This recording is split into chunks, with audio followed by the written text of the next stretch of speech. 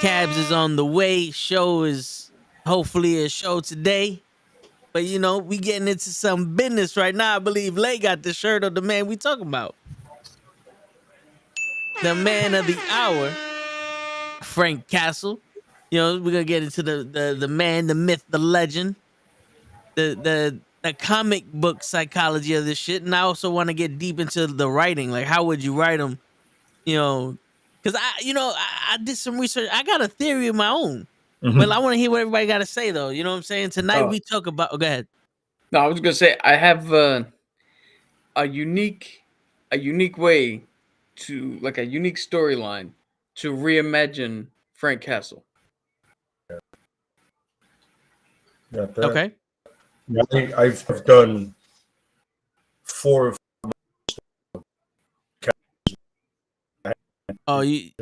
different art and everything. I've done a lot of different versions of it, man, and I've done also Deathstroke. Okay. Well, his family is actually alive. Oh shit. Yeah. Okay. Yeah. All right. You was breaking up there a little bit, but yo, this one is gonna be interesting because I feel like there's gonna be some different takes, and like Lay said, there's different storylines of the Punisher, and you know, and the origin came a little after his debut because he debuted as Spider-Man. Absolutely, yes. And I also heard that they changed him up a little bit when, you know, after the 90s, they changed him and people didn't like him after a while. Then they bring him back in the Marvel Knights. So well, I can completely tell you. And I can explain to you much details later, which I will. One of those things like. Damn, like Superman. Remember that shit? You turned it to Johnny Five on us right there.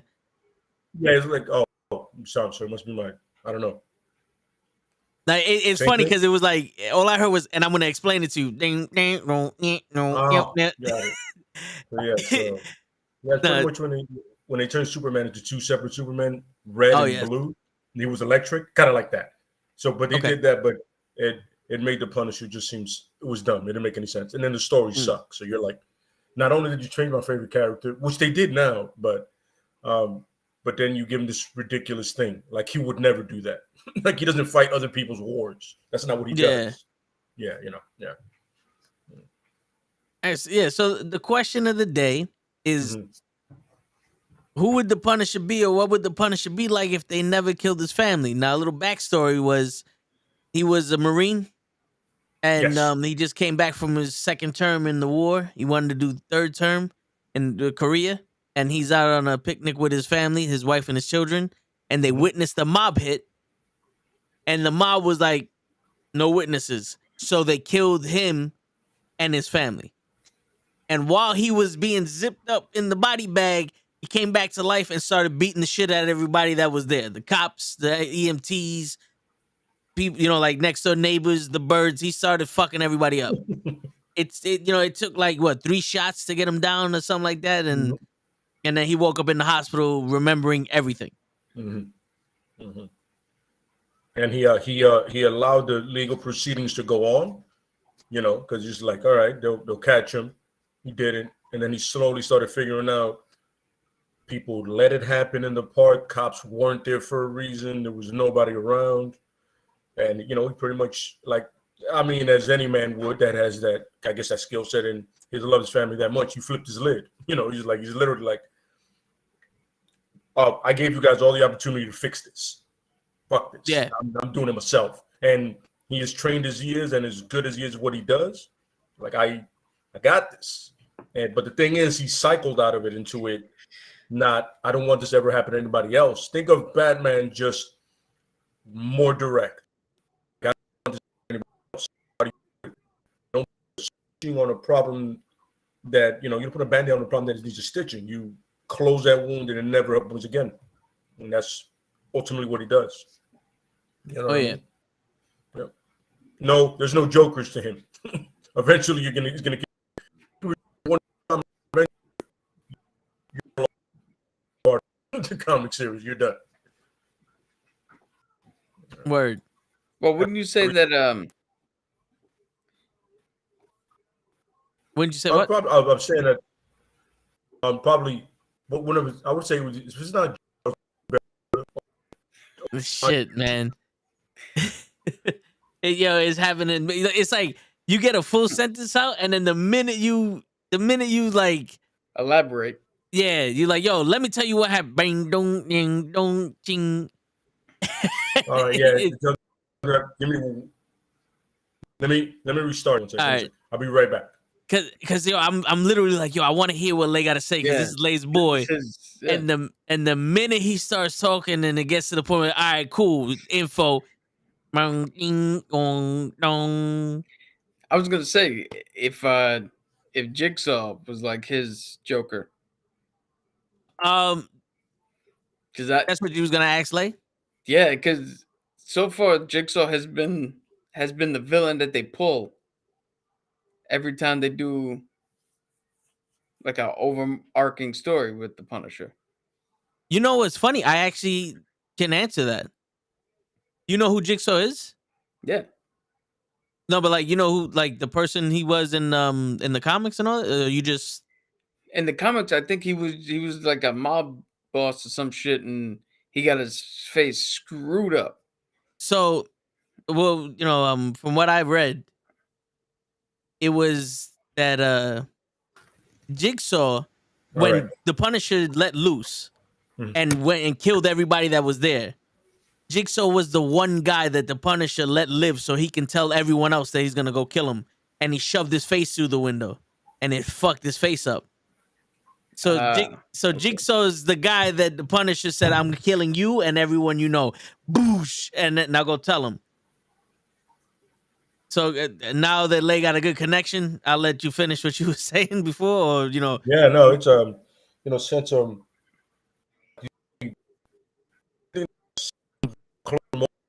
nemesis to him is Manjanucci, Barracuda, and Jigsaw. Pretty much is it. Like you see them more than one comic, but then after a while, you know, he lived up to his name.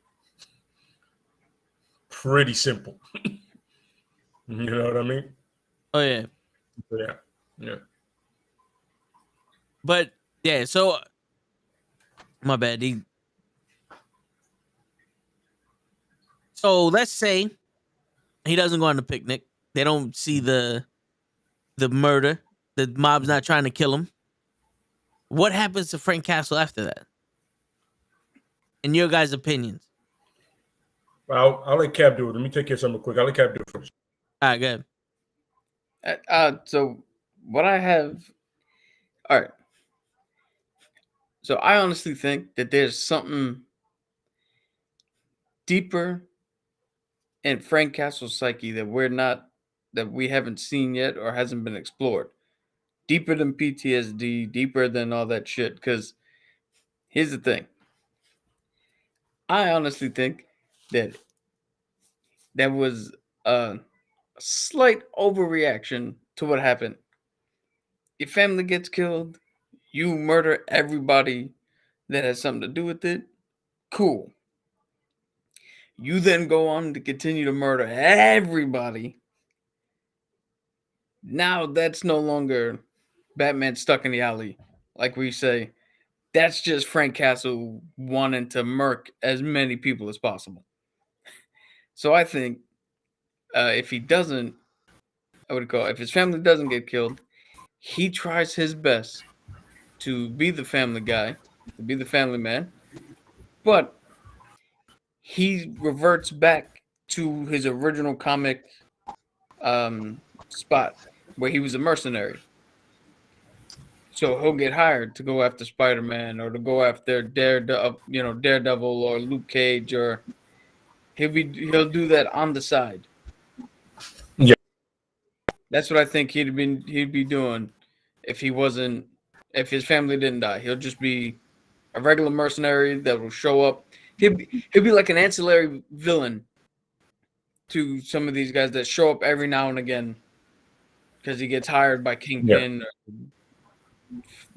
Osborn or somebody. So what do you think? Like, you think he's?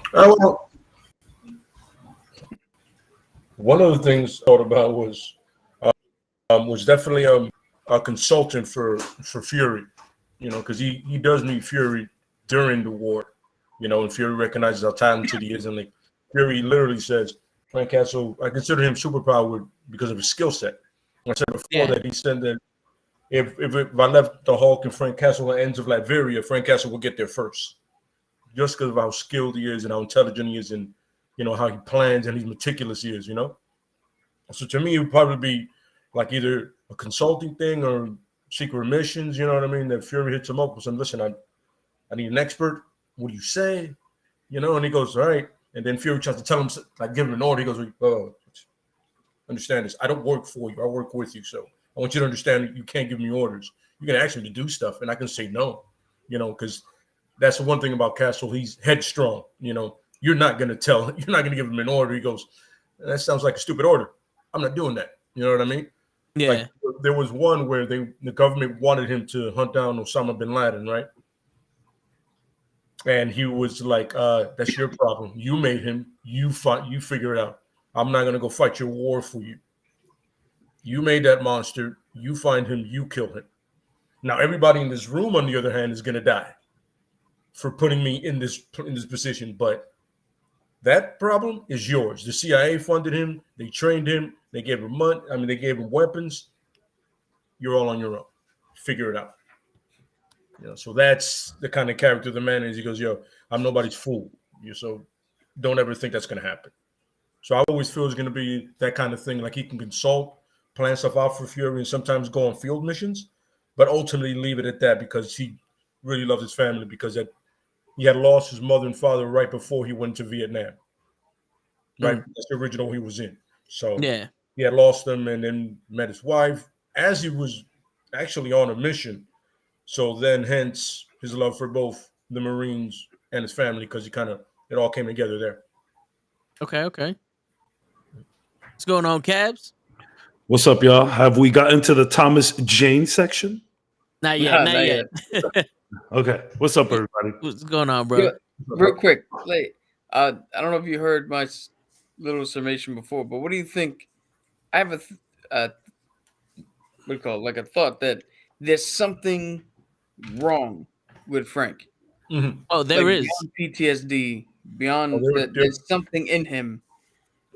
Because I was saying that his reaction, his becoming the Punisher, is a slight overreaction to what happened.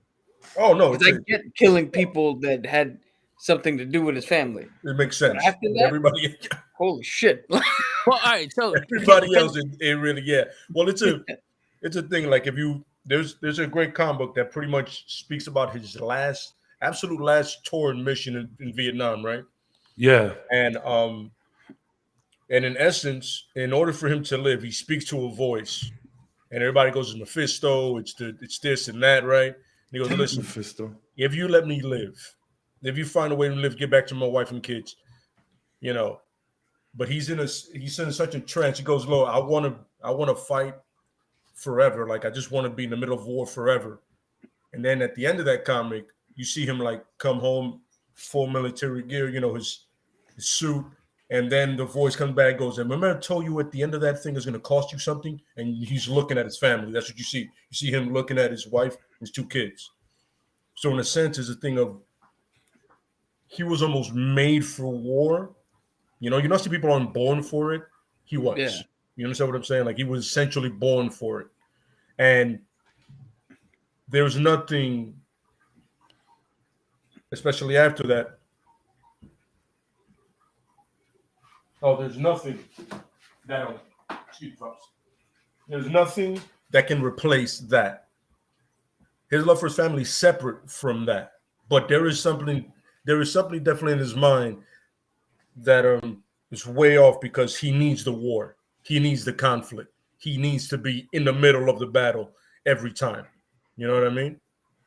That's what he needs to do. It doesn't matter what, doesn't matter how he does it. It's almost like an addict. I gotta be in it. I gotta be part of it, or I lose my shit. Clearly, you know what I mean. So you would say, as like I brought up before, as we say that Batman never left the alley, you would say that Frank created the alley. Frank is the alley. Frank didn't create the alley, Frank created the situation. That's what Frank did. That whole situation with Batman, he made it up, and then he made it worse. You know, because 8-year-old kid, his parents, you're literally a grown man. You love your wife and your 2 kids, and then, you know what I mean? You literally got out of war to spend the rest of your life with them, and that shit goes away.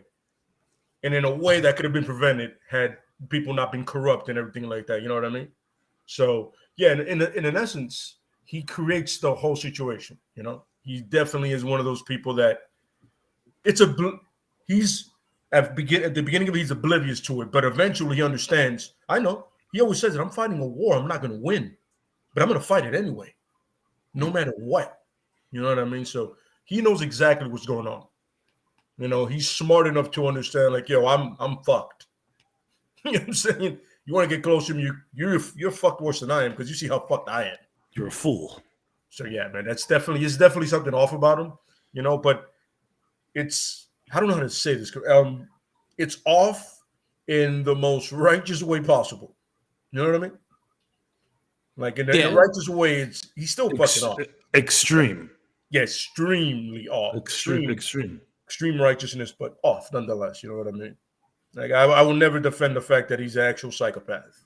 You know? You know, when you hurl a landmine at 3 guys to kill him, that's a bit much. He actually had a quick run. Like it was, I don't know, it was short lived, but like right before his big break, he actually had a run where he just goes off. Like they wrote him as just a complete psychopath, and then they reworked some stuff, and then we had, you know, the big. Yeah, well, what I was going to get to the welcome back thing is it's making him grounded more, and where he was superheroes. He like completely loses it because he lived completely different. Like somebody mentioned Spider-Man, he was like, "What the fuck is a Spider-Man? What is that?" So you don't know him? You know, it's really strong. Wears a red and blue suit. That's a hero. Okay. He just goes, all right. It's just like which is kind of crazy because that's how they introduced the Punisher. Yes, absolutely. Through Spider-Man, and he loves fucking with Spider-Man, bro. That's one That's what if we had a Punisher that never, you know, if we're answering the question of today, if we had a Punisher that never lost his family, the meme answer to what he would be is just a cheesy Spider-Man villain because he just pulls up like nothing, and then after, you know, he got so popular, it's like, all right, let's write this fucking guy a backstory, and an amazing backstory that it is. Just absolutely, yeah. But Cap had a good one. He said he would become a mercenary, like Kingpin would hire them. I said he would do like consultation, maybe some field work for Shield and Fury, because he met Fury in Vietnam. You know what I'm saying? And you got to say Vietnam, not Vietnam. Vietnam. Word. What you was gonna say to my fault, what you was gonna say? All right. Lay that the origin where he spoke to Mephisto and said, if I live this, you know, if you let me fight this war forever, you know, doesn't matter. Which was that his original origin, or was that from the Marvel Knights? Or well, that's his Max run, and it was a kind of a prequel. It's called Born. They had a bunch of them called Born, where they pretty much told you how the character was absolutely like the character before the character we all know and see, the Punisher. Okay. What made him the Punisher before that fateful day that everything went to shit. You know, it's like that moment he was on a battlefield, he had an M60 and he was mowing down a bunch of Vietnamese, and it was like, yo, it was only him. He was the only person that survived. And then in the midst of all that, he's like, listen, please, I just always want to be here. And you promise Mephisto, whoever they say it is. They don't really say it is, but you assume Mephisto's the devil of Marvel. Yeah. So you feel like, duh. He pops up on some, I'll give you whatever you want. Whatever you want, son. But then after that, it's going to cost you. So yeah. It's called Born. It's really a great story, man. Okay. It's really, like, if you read it, you see the Punisher developing in front of you, like the way he is, and how the fact that everybody on that base is afraid of him. He gets him. There's a sergeant that he gets murked. He murks like this idiot general. He was like, "Oh, you don't know what you're talking about. We can't leave this base, so these people get killed." He goes, "No, go up there on that ridge and you'll see the field."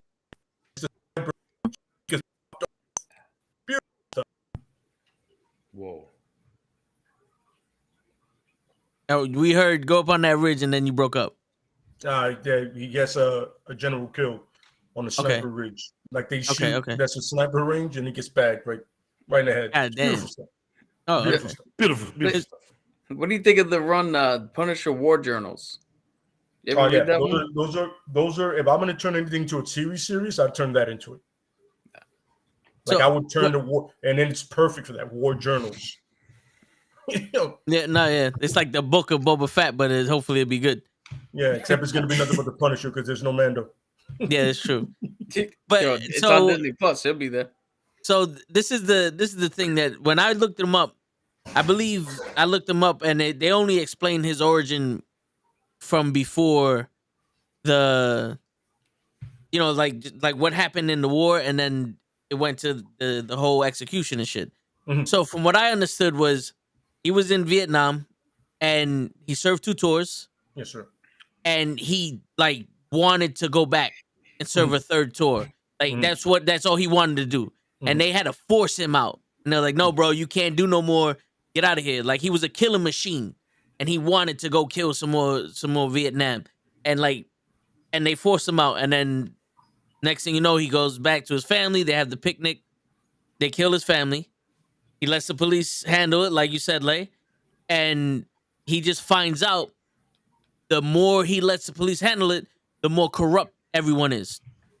Because they're leaking information to him because there's a detective that's not corrupt, and he's telling him, he's like, yo, these guys are getting off the hook, but this is where they stay. And the detective basically is like, yo, listen, my hands are tied. They're technically innocent, even though we know they killed your family and they have a hit out on you. So if someone were to break into my trunk and steal all the weapons and gear I have, there's nothing I can do about it. Like, yo, I don't know. Yeah, I know. So he goes inside, and the Punisher, that's where he gets all his gears. There's mad weapons. There's the bulletproof vest there. He sprays the skull on it to be intimidating. That's when he goes, kills everybody in the shop, and he tells the guy that eventually turns into Jigsaw, I'm gonna go kill you, everyone. Go let them know. And it was literally, I'm trying to let the police do this, and you're not doing it. So I'm gonna kill everyone. The police that are corrupt, the motherfuckers that put the hit out on me, your friends, the people that you walk by on the bagel shop, the motherfucker who installed the red light that you ran past when you killed my fucking family, all that shit. I'm killing everybody. Doesn't he throw that dude like off a building? Yeah, like face first through the window out of the fucking building. That's how he messes. Yeah. I think Led told me that way back. It's a good story.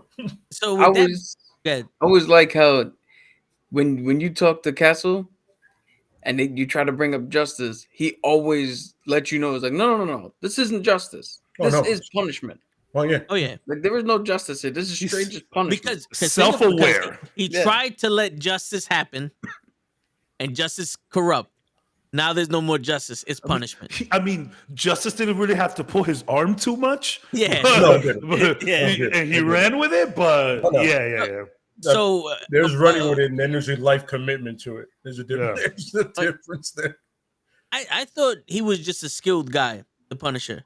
But apparently he has like this threshold of pain that he can go through surgeries without any anesthesia. He is like Mick Foley. He's like Mick Foley. Like it's actually a funny comparison. Without a problem. No. He like his reaction time is so fast he can actually shoot Spider-Man and like Daredevil and shit like that. He like I think he doesn't have like super strength, but he can take a punch from someone who had like if Captain America just hold off and punch him right in the face, he can take that shit. Yeah, like I'm sitting him. The guy just trains every day. You know what I mean? Yeah. He's literally the definition of listen, if you focus everything you are, you become better. Let's just not aim it towards killing every human being in front of you. Word. So I'm hearing this shit, and I'm like, yo, this guy is literally the perfect killing machine. Mm-hmm. You know, and let's say he didn't. The in my eyes, the family didn't die. In the comics, just as a run, like I'm thinking like a writer for the comics. Like everyone's starting to love the Punisher. The family didn't die. He's hunting Spider-Man, and we gotta figure out a way for him to be this thing. It's because he couldn't let the war go. Yes, absolutely. That's ironically, that's another one. Like I said, I have 5 of them, and that's one of them. Like, he's one of these people that has to be he has to be waist deep in the blood, bro. I have to be in the thick of it, or I just lose my shit. Yeah. More. Like, if I haven't capped somebody in 2 days, I gotta cap 50. You know, it's like it doesn't make sense to us, but it makes sense to him. You know what I mean? Like, no, I get you. Because think about it, when you made that reference that when they tried to send him to go kill Bin Laden, and he's like, no, you made him. That's not my problem. Mm-hmm. But what does he do with a gangbanger? I'm killing you. Yeah. Why? Because that street level crime, that's his war. That's who he's fighting. When they killed his family, that was the excuse to go back into war mode. Now I'm going to war on every gang member, anyone that does any kind of crime in this corrupted fucking city, and I'm killing all you. I'm not going to war to kill some dude I don't know. Absolutely. But he would have figured out a way to make some purpose a war in his mind if his family was still there, because I don't see that peace lasting long. Yeah. And this woman's not going to live with that, especially with the kids around. He's going to go mad. If Bin Laden went to Hell's Kitchen, okay, now Frank Castle is looking out. Bin Laden steps foot in Brooklyn, it's over for him. Any of the 5 boroughs, he goes, no. Now he's my problem. But the funny thing is, he has gone to the West Coast. He has gone to Colombia. He's gone everywhere, bro. It's like, you know, like I said, there was a fun story where he got... Doesn't count. He rescued 2 mob bosses together. He just rescued them from cartels just to get everybody together and mow both families down. The only reason he did, he goes, yo, I want you to have a peace talk. They bring them all together. He goes, fantastic, and I can kill all of you at once. Yep, he goes, peace. Dead. Yeah, he goes, listen, this is the way I see it. I wanted you guys to come together, and I'll bring the peace. Yeah. You want peace? Prepare for war. Claymores, a couple of bullets, yeah. And the anesthesia thing is funny because at one point he went to some drunk doctor, right? And the doctor was on some like, yo, you need any? He goes, nope. Took out a bullet out the chamber, put it in his mouth, and goes, cut away, doc. Just so we can bite down on the bullet. Damn. Jeez. That's Castle. Not to go off on a side tangent, but he's Rambo. What LaFlaca just said. Yo, Cap, you said it's a vape, right? It doesn't mean anything? Dude, do you know vaping puts metal in your lungs? That's metal in your lungs, man. I'm trying to be Wolverine. You're technically Iron Man. You want to have a metal T-Rex coming after you? What are we in the Lost World? Oh, God. That's funny. You guys are funny. Oh, look, by the way, Cap, I got something for you. For me? Oh, shit. That's Captain America doing a show to you, kid. Nice. With the fucking Moliere. That's the style that'll fit Cap. Yeah. Cap, Ryu training Cap? That'd be dope. I like to see that. Somebody put that in anime or like YouTube shit. That'd be dope. They had Marvel versus Capcom. Why not make it a movie? They did the Injustice shit with Mortal Kombat and DC. Why not do this shit? Let's do Marvel versus Capcom street level. That's like Daredevil, Punisher, Luke Cage, just a bunch of just gritty fighting. The Immortal Iron Fist. Yes, we need the Immortal Iron Fist. Iron Fist was who? Dan. Oh. So the Immortal Iron Fist versus so then it's Zangief versus technically. I'm gonna pair anybody up. Listen, Flocka. I understand that you're a doctor of sorts, some kind of healer. We're gonna call you Night Nurse. Night Nurse, nice. You fix the superheroes. But nice. listen. I've done my research on vaping. And it's better than smoking cigarettes. I have been, in fact, this week I am a year no cigarettes. Nice. So, don't get me wrong. Nice. Don't get me wrong. You know, if we're in a party and someone whips out a cigarette, social smoking, baby. I did that. The last time I did that was New Year at my brother's house. So That's where it's at nowadays. Not to rain on your parade. Here we go. You literally just told us, yo, I quit drinking. All I do is drink beer now. Like, no, that's not what I said. Stop. No, that's what you made it sound like. Where you're like, I don't smoke cigarettes no more. I'm drinking full time. I don't buy packs anymore, and I'm not doing 10 a day. Not doing 10 a day. You know, I had half a cigarette in the last 3 months. Yes, that's terrible.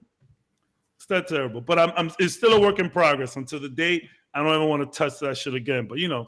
So you're the type of guy that sees the cigarette half smoked? It's a good way to look at it. That's a good way. That's so funny. That's a good way to look at it. It's half the cancer. It's half the cancer. 2 points for that. 2 points for that. It's good. It's good. Yeah. That's what happens. That's what happens when you come in late. Well, the show treatment. Yep. So, Cabs. I'm happy you said it. True. Very true. What's your opinion on the subject, Cabs? What are you thinking? Well, about Punisher in general. So, Punisher is a real funny character to me because, as far as anti-heroes go, I don't even think we could put him in that category seriously. Punisher is just, I think, is what people needed, at the time. Just the exact opposite of these bright, colorful, cheery superheroes. This guy's gonna come finish the job. I think Punisher is awesome. Now, if we talk about if his family wouldn't die, I don't know, man. I think it could have been maybe not as bad, but still bad, where he just like constantly has this edge and this thing where he wants to like continue war or whatnot.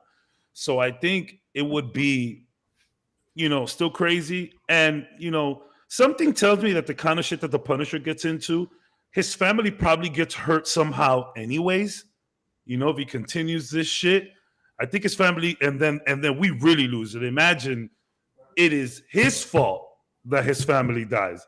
We get fucking Punisher Supreme. You know what I'm saying? Like, it's just, for real. It's Ultron Punisher. It would be a problem. This man will start a multiversal war if he's the reason why his family gets there. So I think that it is an interesting story bit to the Punisher, how he is fueled by the death of his family and all of that stuff.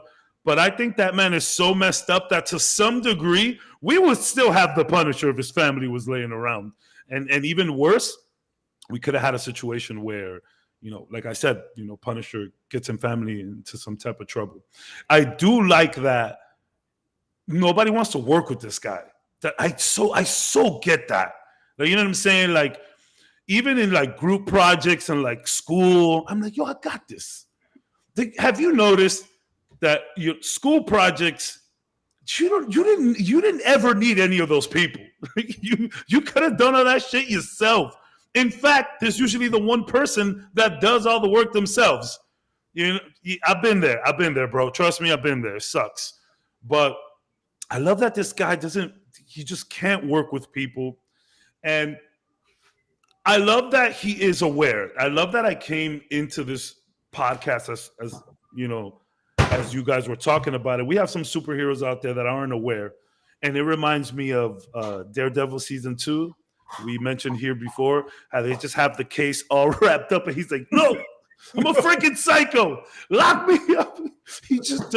This guy just doesn't care about anything but, stopping or continuing the war. I've shown it on the stream many times, but the Anti-Venom graphic novel, if you want to see an interesting, like, Frank has to play nice, Frank and Eddie Brock team up to go save this girl from a cartel thing. And the whole time, Frank's like, yo, I know who you are, Eddie. I'm just going to kill you. And Eddie's like, cool. You can do that, but can we save this lady first? Like, can we get this done and then you can do whatever? Like, it's funny. And the one dude that wants to work with him, he doesn't want to work with him. That's Deadpool. Deadpool finds him to be so cool, and he's like, "You're fucking." When you irritate a guy as calm as Frank Castle, you're next level irritating. It takes a lot to bother him. You know what I'm saying? It takes a lot to bother this guy. I mean, he will torture somebody for days because it's Tuesday. I'm gonna start Tuesday and then Thursday. See what's going on with that. But 2 minutes with you, it was like, yo, I know if I shoot you in the head, it's not gonna make a difference, but at least I'll feel better. Yeah, there's been a bunch of people that like have gotten up. He's gotten into it with everyone. I do like that, man. Like there's Wolverine in there, there's Spider-Man in there, obviously Daredevil. I remember the Wolverine one is great because he blows him up with a bazooka. Like Wolverine, Daredevil, and Spider-Man decide, yo, we gotta stop him. They fail miserably. But we make fun of. Go ahead, my bad. Yeah, but he finds a way to take out everybody, but Wolverine bazooka, and then all of a sudden everybody's losing. They're like, oh, we go, yo, he can regenerate. He's gonna be fine. I know the guy. I've worked with him. Yeah, he'll be all right. We have that. We make fun of this girl. What's her? Damn. We make fun of Black Widow so much, and there's all these memes about Black Widow pulling up with guns. But when the Punisher pulls up with guns only, it's just obviously a lot more menacing. And this guy, like, he's shooting to finish the job. RKH, what's up? What's up, man? Yeah, absolutely. He's killing to finish the damn job. That's one of my favorites. Yeah, bro. Like he's incredible with that stuff. It's just. He's an interesting character. Even if you don't like all that crazy anti-hero stuff, my man is just, when he pulls up with guns, people are scared. Because he pulls up with big guns, not, some handguns or some shit like that. I remember him in that Civil War thing, right? He saves Spider-Man, right? And, while he both is like not a fan of his, he doesn't like the kid because the kid has brass, you know what I mean? And he's in New York. And when he saves him, he's on some, yo, give me a medic, son, because this kid needs to live. Even he knows that he's a better guy than he is. Like, the Punisher is well aware of everybody that's better than him. Better human beings. Which is a lot of people. Yeah, you guys are the best of everybody. And he hates Tony Stark. That's another gold star for him. He can't stand fucking Stark. Gold star for him. He goes like that. You get that pretty boy near me, I'll break his face. I go, yeah, I believe it. You know what I'm saying? So imagine when he stole the War Machine armor, how much fun he was having with that shit. Even though he stole it from Fury, but it's another story for another time. Yo, my favorite is always when Matt Murdock, when Daredevil got sent to prison. Yeah. And he was like, yo, I gotta go help him. Some dude robbed a purse and he just went up right in front of a cop and was like, clap. Bam. Arrest me, put me in there. Yeah. Yo, you didn't even have to do that extra one. They could have just got you on some other shit. You literally already. Yeah, you did that. You did that one just to, like, you see on like message boards when your message gets really low, you put a bump on it, like you type bump. So that's literally what he just did. He just went and shot somebody just so he could get the status back up there and just make it easier. Like, bro, you didn't need to do that. We could have gotten so much. I mean, all the runs. He's gone to jail a few times, and I think on purpose. I think most of the time. Most of the time it's on purpose. Several times. Yep. Most of the time it's to get somebody. Yeah. And it's funny because somebody believes in his cause and they always help him out.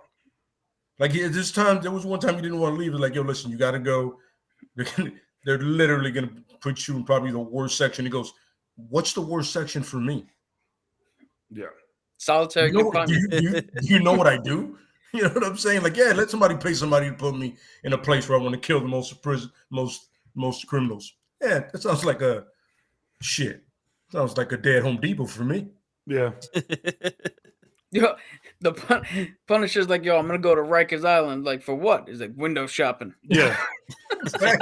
Just a Saturday at Bed Bath and Beyond. Exactly. Yeah. I don't know if we'll have time. Just brunch. But yeah, I mean, I think the one of the other stories that I had was him literally just taking his family and moving somewhere else. And but the problem is, whatever it is, it follows him. You know what I mean? Whatever it is about him, there's something that follows him, right? So he is doing this with his family, and his daughter befriends a little girl, and all of a sudden she goes missing. And his dad, she's missing, and then right there he goes, "Well, it don't take much of me to convince me to find this little girl." And then he gets into the slave trade, and he gets into all that, and then he's like, it's it's a thing. It's you know what it is? You guys remember the Death Wish movies? Yes. Mm-hmm. How the problem always found Charles him? Bronson, yeah. That's like James Bond. Don't get with this dude because it's gonna end up bad. Don't get so no matter he moves his family somewhere else and he winds up doing a version of who he is, but just not committed to the point when his family's not around, you know? Yeah. I like how you just inadvertently made him a Liam Neeson movie. Yeah, absolutely. Basically.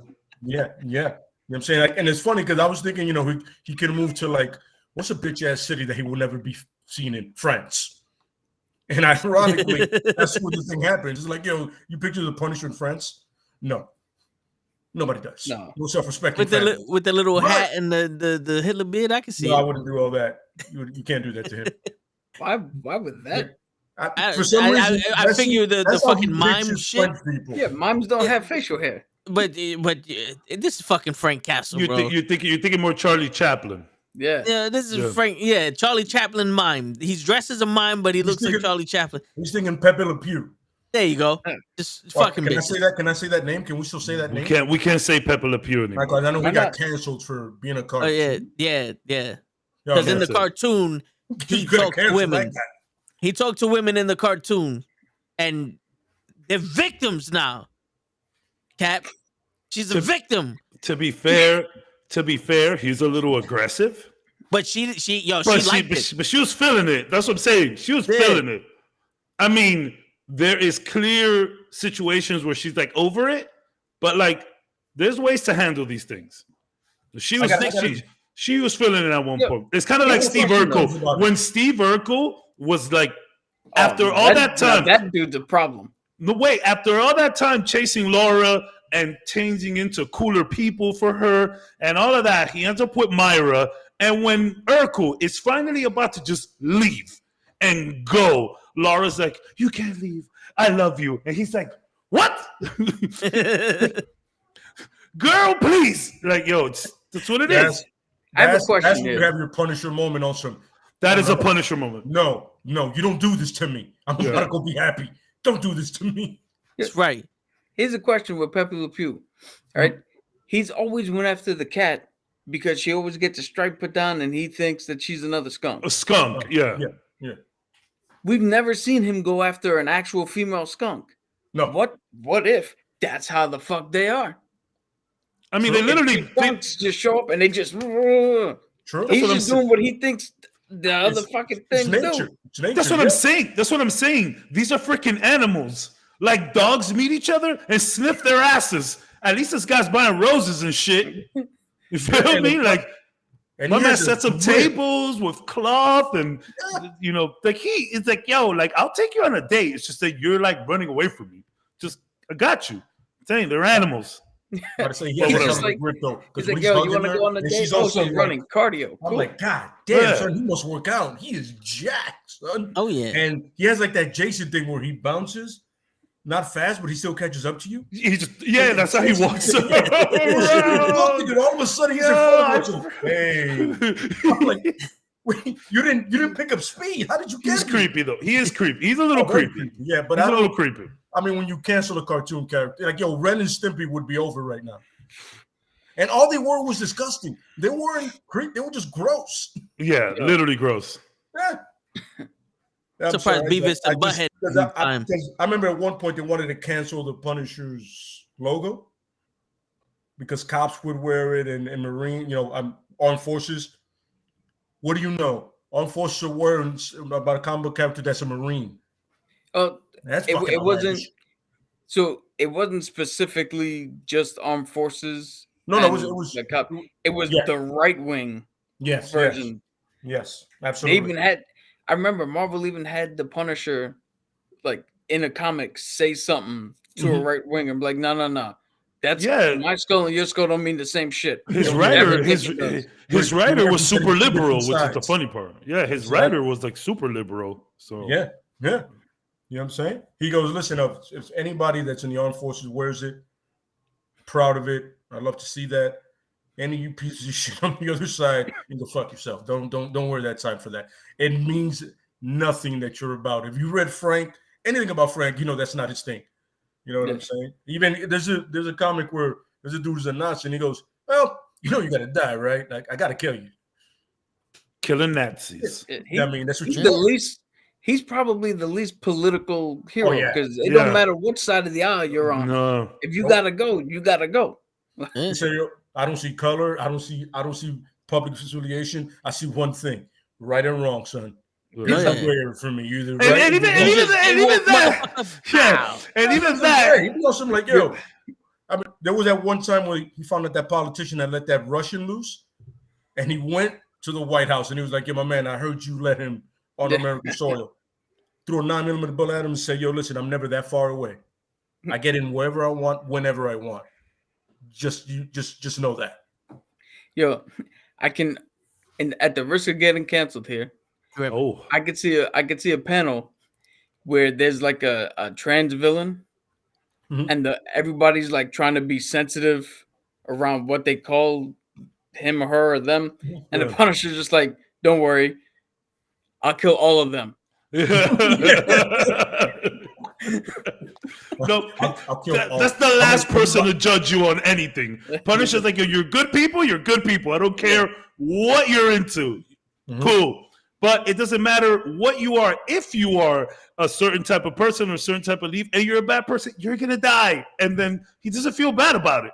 Because that's why. Because it's very two-faced of him without having to make the actual choice. But it's just like, it really, I mean, it's all how he sees it. When I was that run right before he lost his shit, or right before they like put him out into the limelight and like rewrote a couple things and give him his backstory, he just sees some guy arguing with his chick, and he just like pops him in the face, like just for no reason, like, "Yo, Frank." Like even I think Frank even. All right, question: you think at one point even Frank was like maybe that was a little much? No, he doesn't. That isn't register with him.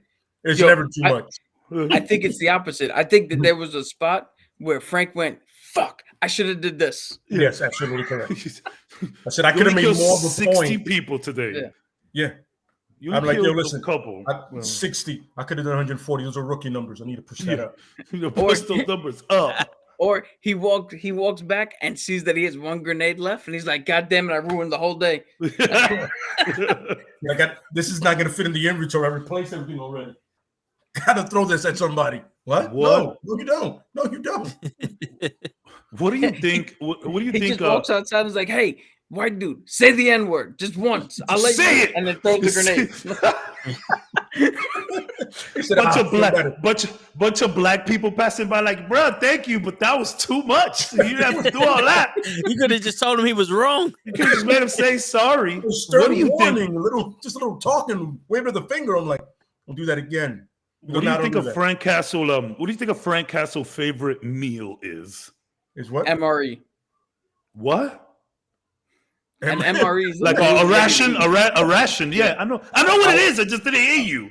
I didn't. The way you said it sounds like you never heard of it. It has to be like something like steak or something. Yeah, I was gonna say steak. You just be on some. Like you remember in the. It can't be vegan. It's elk. It's elk, like Joe Rogan. It's elk. He's eating that. My man's having a sandwich. He goes, When the hell did you make that? Did you get that from?" He goes, I had stuff in the house to make it. It looked like you like those things so much. I didn't tell you anything." He goes, "I want a sandwich too." Yo, don't think I love these things. It's all like that. I just decided right now in my own head canon, after a long day of killing people, Frank Castle pulls up in the van to the drive-thru at McDonald's, asks for chicken nuggets. This is what I want. Sits down, right? He sits down in the back of the van so nobody sees him, and he goes, "I'm going to eat chicken nuggets." Yo, yes, this is what I want. This is what I want. Let's make. I couldn't even be mad at that one. Let's make Frank Castle human and likable. Let's do it. Yes, he has a nugget. He has a nugget dance. He's a foodie. Yeah, that's the weakness. You have to get hungry killing people. That has to take a lot out of you. He has an anonymous Twitter or Instagram where he takes a picture and he's all the different shapes of the McDonald's nuggets. It's like, ooh, today I got 3 out of the 5. He's just doing TikToks and shit. You can't see his face. You can just see his hands and the skull cooking and shit. You see leather gloves in this. You're like, it's like this. Leather gloves in that. Now here's the question. Yeah. What happens? He goes to McDonald's. He asks for chicken nuggets. He said, "What sauce you want?" Barbecue sauce. Oh, he goes in the bag. No sauce. Somebody's dying. Yo, he's going straight to the nearest corner where they're selling drugs and somebody's getting fucked up. Yo, listen. I've been there. I just told y'all last week. Yep. I've been there. Hey, you pulls down his zipper. He goes, "Where's the sauce?" My man just goes, "All days and all the sauce you want." By the way, it's hilarious that everybody knows his name. Yeah. Everybody knows Frank Castle. It's a Punisher. But they still call him the Punisher. Hey, man, I mean... like Fury. Fury's the only one that goes Castle. Him and Captain America. That's it. Everybody else is Punisher. Yo, I mean, when you got a guy just killing people for no reason, you know his name. I wanna panel. Castle as Chef Ramsay. Yes, that's what I'm talking about. Yes. You just see him like really getting into like stabbing like pork and shit, and he's just like cutting it, but he's being very aggressive about it. You see the way they make Benny on some. Yeah. Him and Lucky from Iron Man's boy in the movies, the MCU, John Favreau's character. Oh, Happy. Him and Happy just fucking cooking cheese sandwiches, the grilled cheese sandwiches. I was about to say Foggy. Holy shit! Definitely Foggy. I want to see now. You imagine Frank, like you imagine the Punisher and Daredevil sitting down on some like, listen, man, I've been wanting to ask you this for years.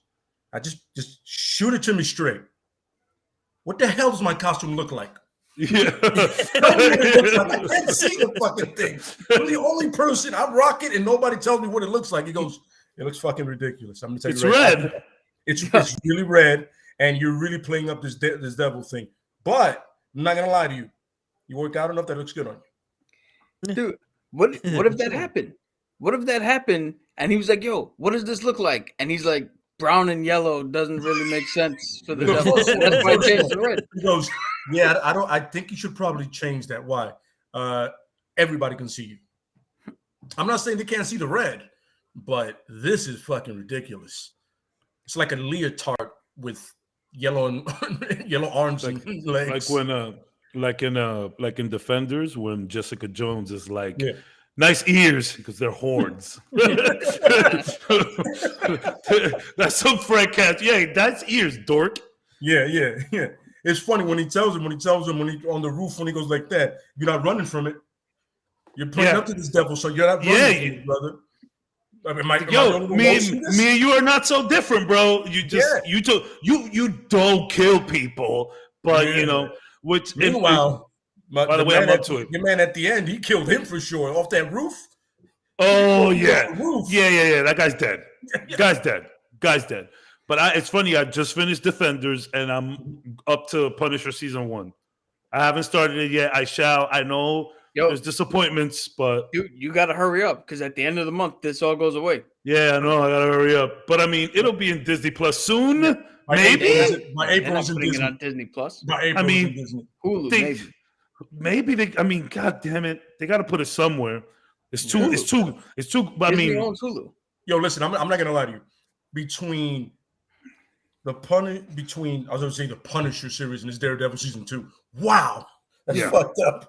But between Daredevil, Luke Cage, and Jessica Jones, I'm not gonna lie to you. I don't see how you don't put that property on your stuff. Because listen, that first season of Daredevil, I know it's rough, and I know there's some there's adult situations, but you gotta put that on like a rated R part. That's what Disney needs, just adult section. How many times have I told you guys about having a Marvel Night section? Where it's adult theme stuff. That's what the Marvel Nights pretty much was for. It was for street level, but adult themed. Bro, the crazy thing is that mostly adults are the ones watching Disney Plus. It's like it's us doing this shit. Ain't no kids subscribing to Disney right now. It's us. In the UK, they have Disney Star. Mhm. It's the offshoot of Disney Plus, and all their more adult content is on that. Oh, really? If you get one of those crazy like VPN hiders and shit like that, you can actually change your address here in America to show like you're in the UK and get all that UK streaming stuff. And yeah, you could do that. Yeah. But yes, that's just You Disney just Plus need needs to do NordVPN, hashtag not sponsored. that. Not You should- sponsored.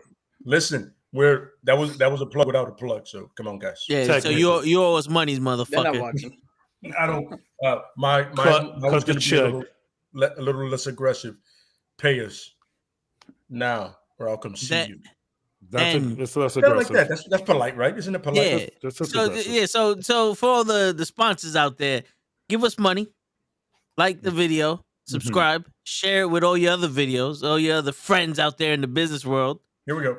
And when the check clears, go fuck yourself. Go fuck yourself. Yeah. Yeah. One day someone's gonna gravitate towards our message. They're Absolutely. gonna be like, you know what? I will like subscribe and go fuck myself. Thank you. And that's when we're just gonna hit it. Yeah, watch. It's gonna happen. That's it. That's Full it. throttle, baby. Full throttle the whole way. Just Not think the about movie, it. right? Just think about The it movie now. side. We're gonna have about 60, 70,000 people at one time go fuck themselves. And it's gonna be fucking amazing. It's gonna be amazing. We can literally call our fandom the fucked.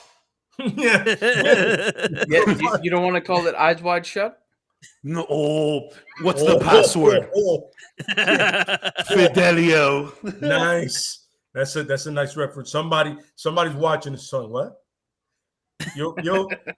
You'll get it eventually. When I you're was just older, talking you'll about get that movie. I was just talking about that movie the other day at work. That movie's Really? so weird. It's so weird. It's that movie is funny because I remember I watched it once, right? And I told myself, don't do it again. It's a weird flick, man. Yeah, that Even as a kid, it was weird, and as an adult, it was weirder. Like I actually understood what was going on. It was weirder. I don't know. Yeah. I'm not saying it's a bad flick, but it's just it's out there. Yeah, so I got a question for you. It's more of a I'm gonna give you the beginning of a story, Sure. the comic, and then I need you guys to finish it, so you guys can give your all your different versions. Oh, before you start, so this is where we put our comic book line in there, or is that a separate segment? This is about the Punisher. No, because remember I said I had my thoughts on it, and then I wrote a whole. Oh yeah, you could do that. You could do that. Yeah, All right, so I can put that in here. yeah, if you want to. Yeah. Yeah. So You can go. here's the thing. Punisher comes out of war. He's with his family. Everything's peaceful. Couple years down the line, Cap needs to go on a special mission, but he needs someone else to go with him. And there's no one, none of the superheroes are trained in that profession. And Fury goes, I know a guy. Frank Castle. Captain America and Fury go up to Frank Castle and ask him to be his second on this mission to go handle whatever it is. Not filling the rest. The first thing Punisher says is, "You're not serious about that suit." Absolutely correct. Absolutely correct. I mean, he's a big Cat fan. He goes like that. That is. He fuck You up. understand what camouflage is? Yeah, We're like, that's not it. but I don't know. I would need some Soldier time suit? to think. I Winter would need some Soldier time. suit? I'm like, that? Yeah. You best get rid of that. You ain't getting me killed, son. I don't have a super soldier serum. You ain't getting me shot. But go ahead. I'll let Cat go first. Yeah, go ahead, Cap. Since You got it ready. No, I'm gonna have to freestyle this one because the thing I have doesn't fit into this scenario. Okay. So I'm gonna freestyle All right, it. so what scenario would it fit in? What? No. Yeah, what you have? Well, Or you want I to do that after? we can circle back around to that. All right. Okay. But for your thing, so they show up to. All right, so we're gonna finish the storyline here. Yeah. You can create They the show mission up. or whatever. Yeah. They show up, and Frank's like, I really tried to put this behind me, and Nick Fury's like, No, you didn't. no, you didn't. So Frank agrees to go.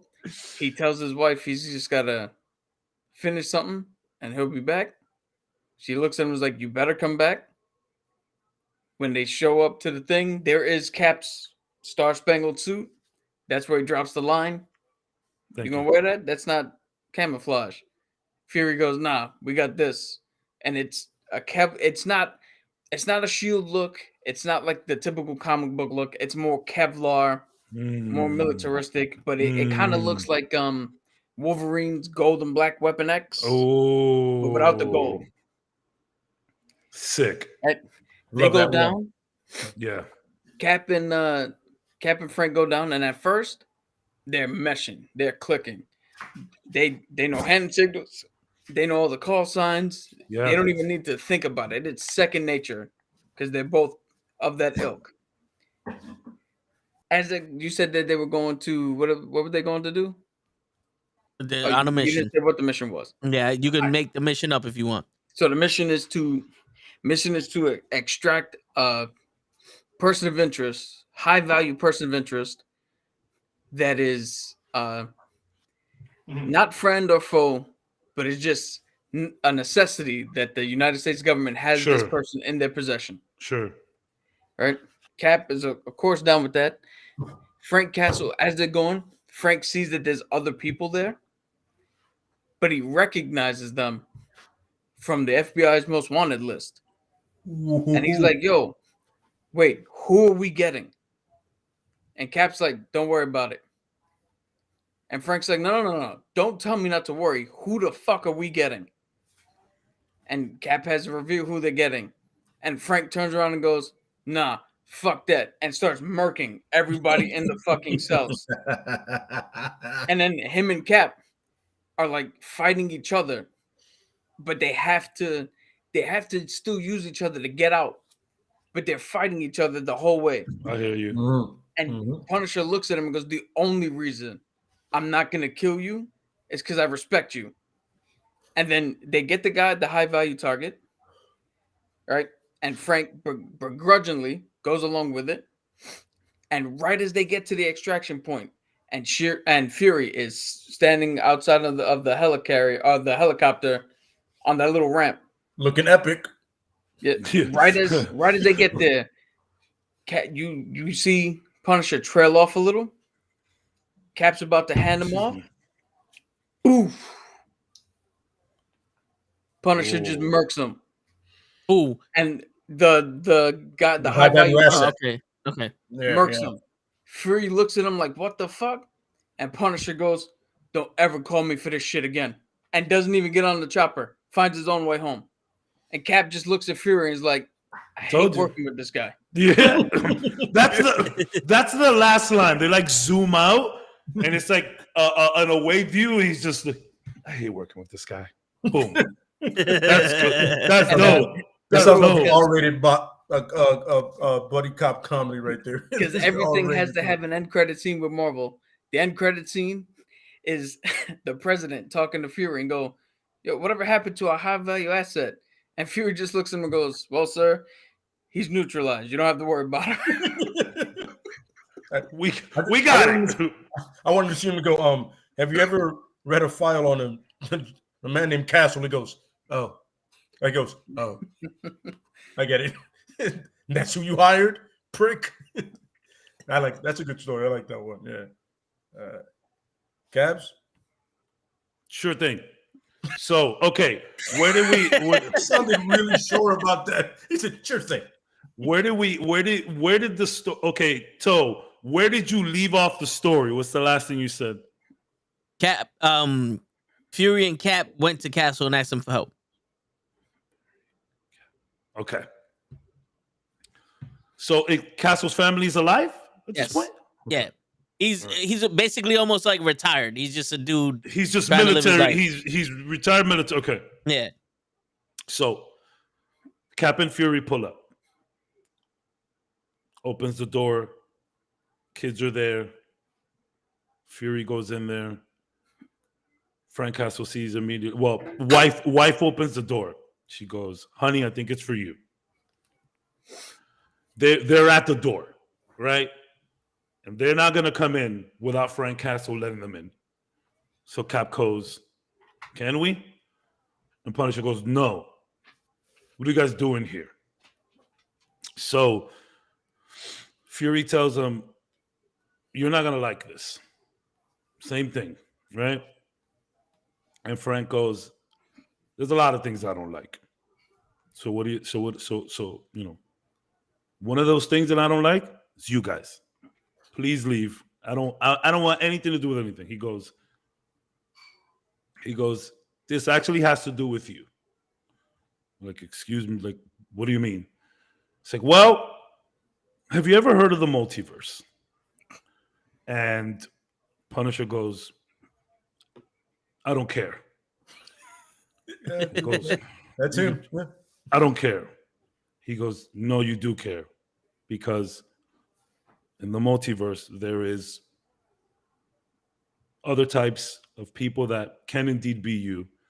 And we have reports of a different version of yourself going around, jumping dimension to dimension, doing the exact opposite of some future events that are supposed to happen.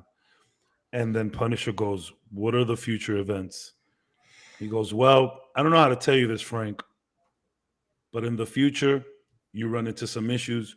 You take your kids to the park, and when you take the kids to the park, something really bad happens. All of you guys get gunned down. You make it, and your family doesn't. Frank is like, honey, take the kids upstairs. He's like, come in. So Fury and them start talking about all of this crazy Frank Castle multiverse shit, but it gets even deeper. How I said the opposite. So in all this other reality, this other Frank Castle is doing the opposite, where he loses it first and he kills the family. So yeah. Nice. And so Frank is like, that'll never happen. I love my family way too much. And he's like, well, Frank, that's exactly why we need you on this. That's exactly why this is some multiversal shit that you'll never know about. You'll never even care. But in these other places, there are other beings. There's more of me. There's more of Fury. There's more of everyone. And this particular one from this particular universe has found a militarized weapon where he can indeed just open portals. So he goes from world to world, universe to universe, killing Frank Castle of that universe's family. Frank Castle says, say no more. He goes downstairs. He goes upstairs. Honey, I got to go. I got to do some stuff. Goes downstairs.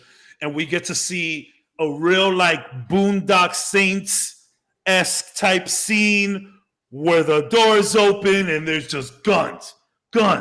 Firefight. Oh, yo, the movie's so weird, but in the best way. God, it's great. There was a firefight. Oh, that's so funny. It's so funny. Anyways, so Frank gets all the stuff. Fury comes downstairs. He goes, Frankie, it's not gonna work. It's gonna take a lot more than guns. He was like, okay, what do you have? He goes, well, while tracking the specimen, we found a different type of super soldier serum. This super soldier serum is a lot more intense than anything that we've ever had. Quite frankly, we haven't tried it on anybody, but this might be the only thing to work. Frank Castle goes, man, this is a little, we can't try anything else. Let me take my guns. He goes, trust me, Frank, you're not going to need them. And Frank's like, so I'm going to take this serum? He's like, yeah, we're going to need you to take the serum. We're going to need you to travel across the multiverse. You're going to need to find your variant that's going off to all these universes and killing your family, essentially doing what's supposed to happen, but just backwards. Frank takes the serum. Now that he's ready to go, Fury tells him, I'm gone. So it's just him and Cap, two super soldiers in their own right, going out tracking down this person. They go, they're jumping dimension to dimension. They see Spider-Mans, they see Caps, they see other variants of themselves that aren't really doing anything until they find this person. They find this person, and Frank says, yo, hey, they're looking through all this stuff. Bum, bum, bum. Frank tells them they finally meet up to Variant Frank. Variant Frank tells them it was a matter of time. It's a matter of time. I knew you'd find me somehow. How'd you do it? And he goes, Fury. He goes, I've got some things to tell you about Fury. And he's like, I don't want to listen. Rushes him. Cap, Punisher versus Punisher Variant. Boom, boom, boom. They take out Punisher Variant. Right?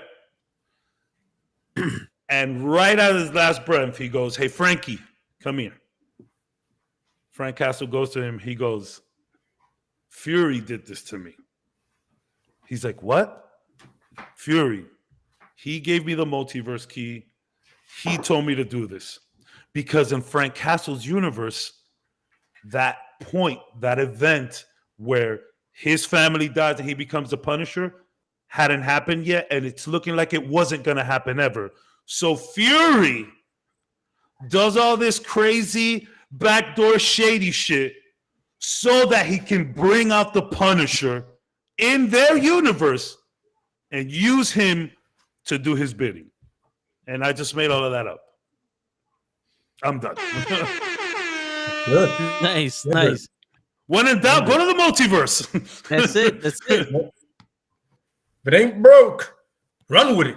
Imagine that, like though Fury. That made great sense. Fury, Especially like the Fury end. Yeah, like go around killing all families of Frank Castle until we get a Frank Castle, and then I could use him here in this dimension. Oh, let your turn. Yo, wait.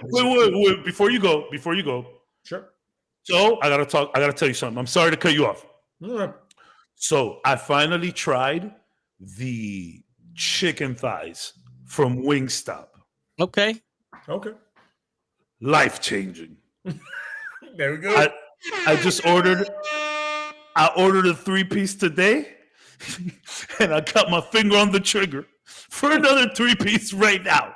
But it's too late. But I have to tell you that because I never tried them before, and I saw you trying them. I saw Krill's trying them, and I just hadn't had Wingstop in a minute. So I stopped using Uber Eats because Uber Eats is horrible. Uber Eats jacks up the price a lot more than DoorDash does. DoorDash still does it, but not as bad as Uber Eats. I literally went down restaurants. DoorDash's interface is much better, and although they don't have the same amount of restaurants that you can find in Uber Eats, overall service is just better. So I was like, I hadn't ordered Uber Eats in like a week. So I was like, fuck it. Hashtag not sponsored. Hashtag not sponsored. So then I get on DoorDash. I see Wingstop. That's another thing. The Wingstop, the Uber Eats, the Wingstops in Uber Eats app don't have the thighs. They don't have a full menu.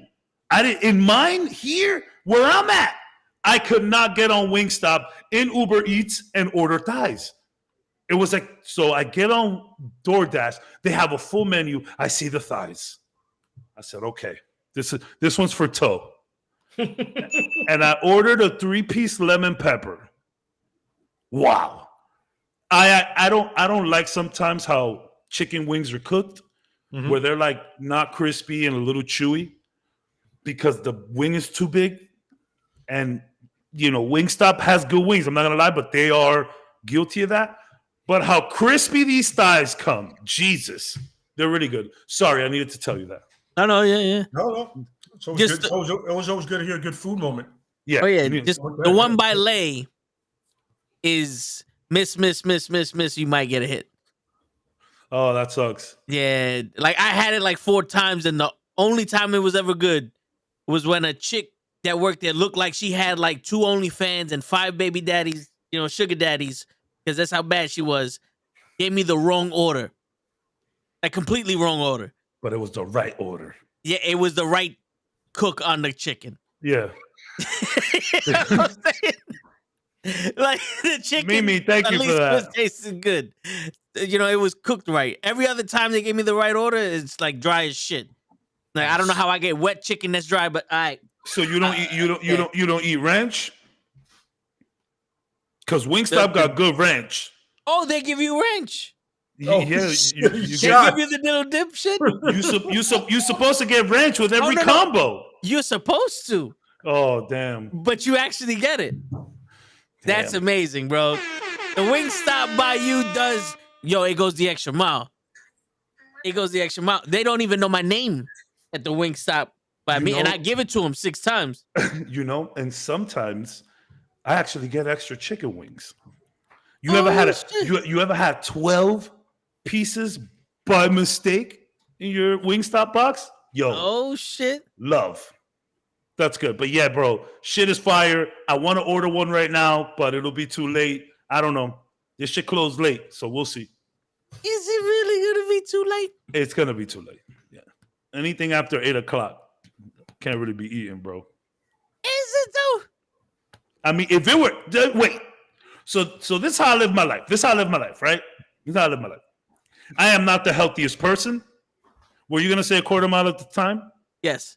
Okay. Yes. I was dead ass gonna be like a quarter mile at a time, baby. Because Cap was gonna say something too. So I was gonna say one wing at a time.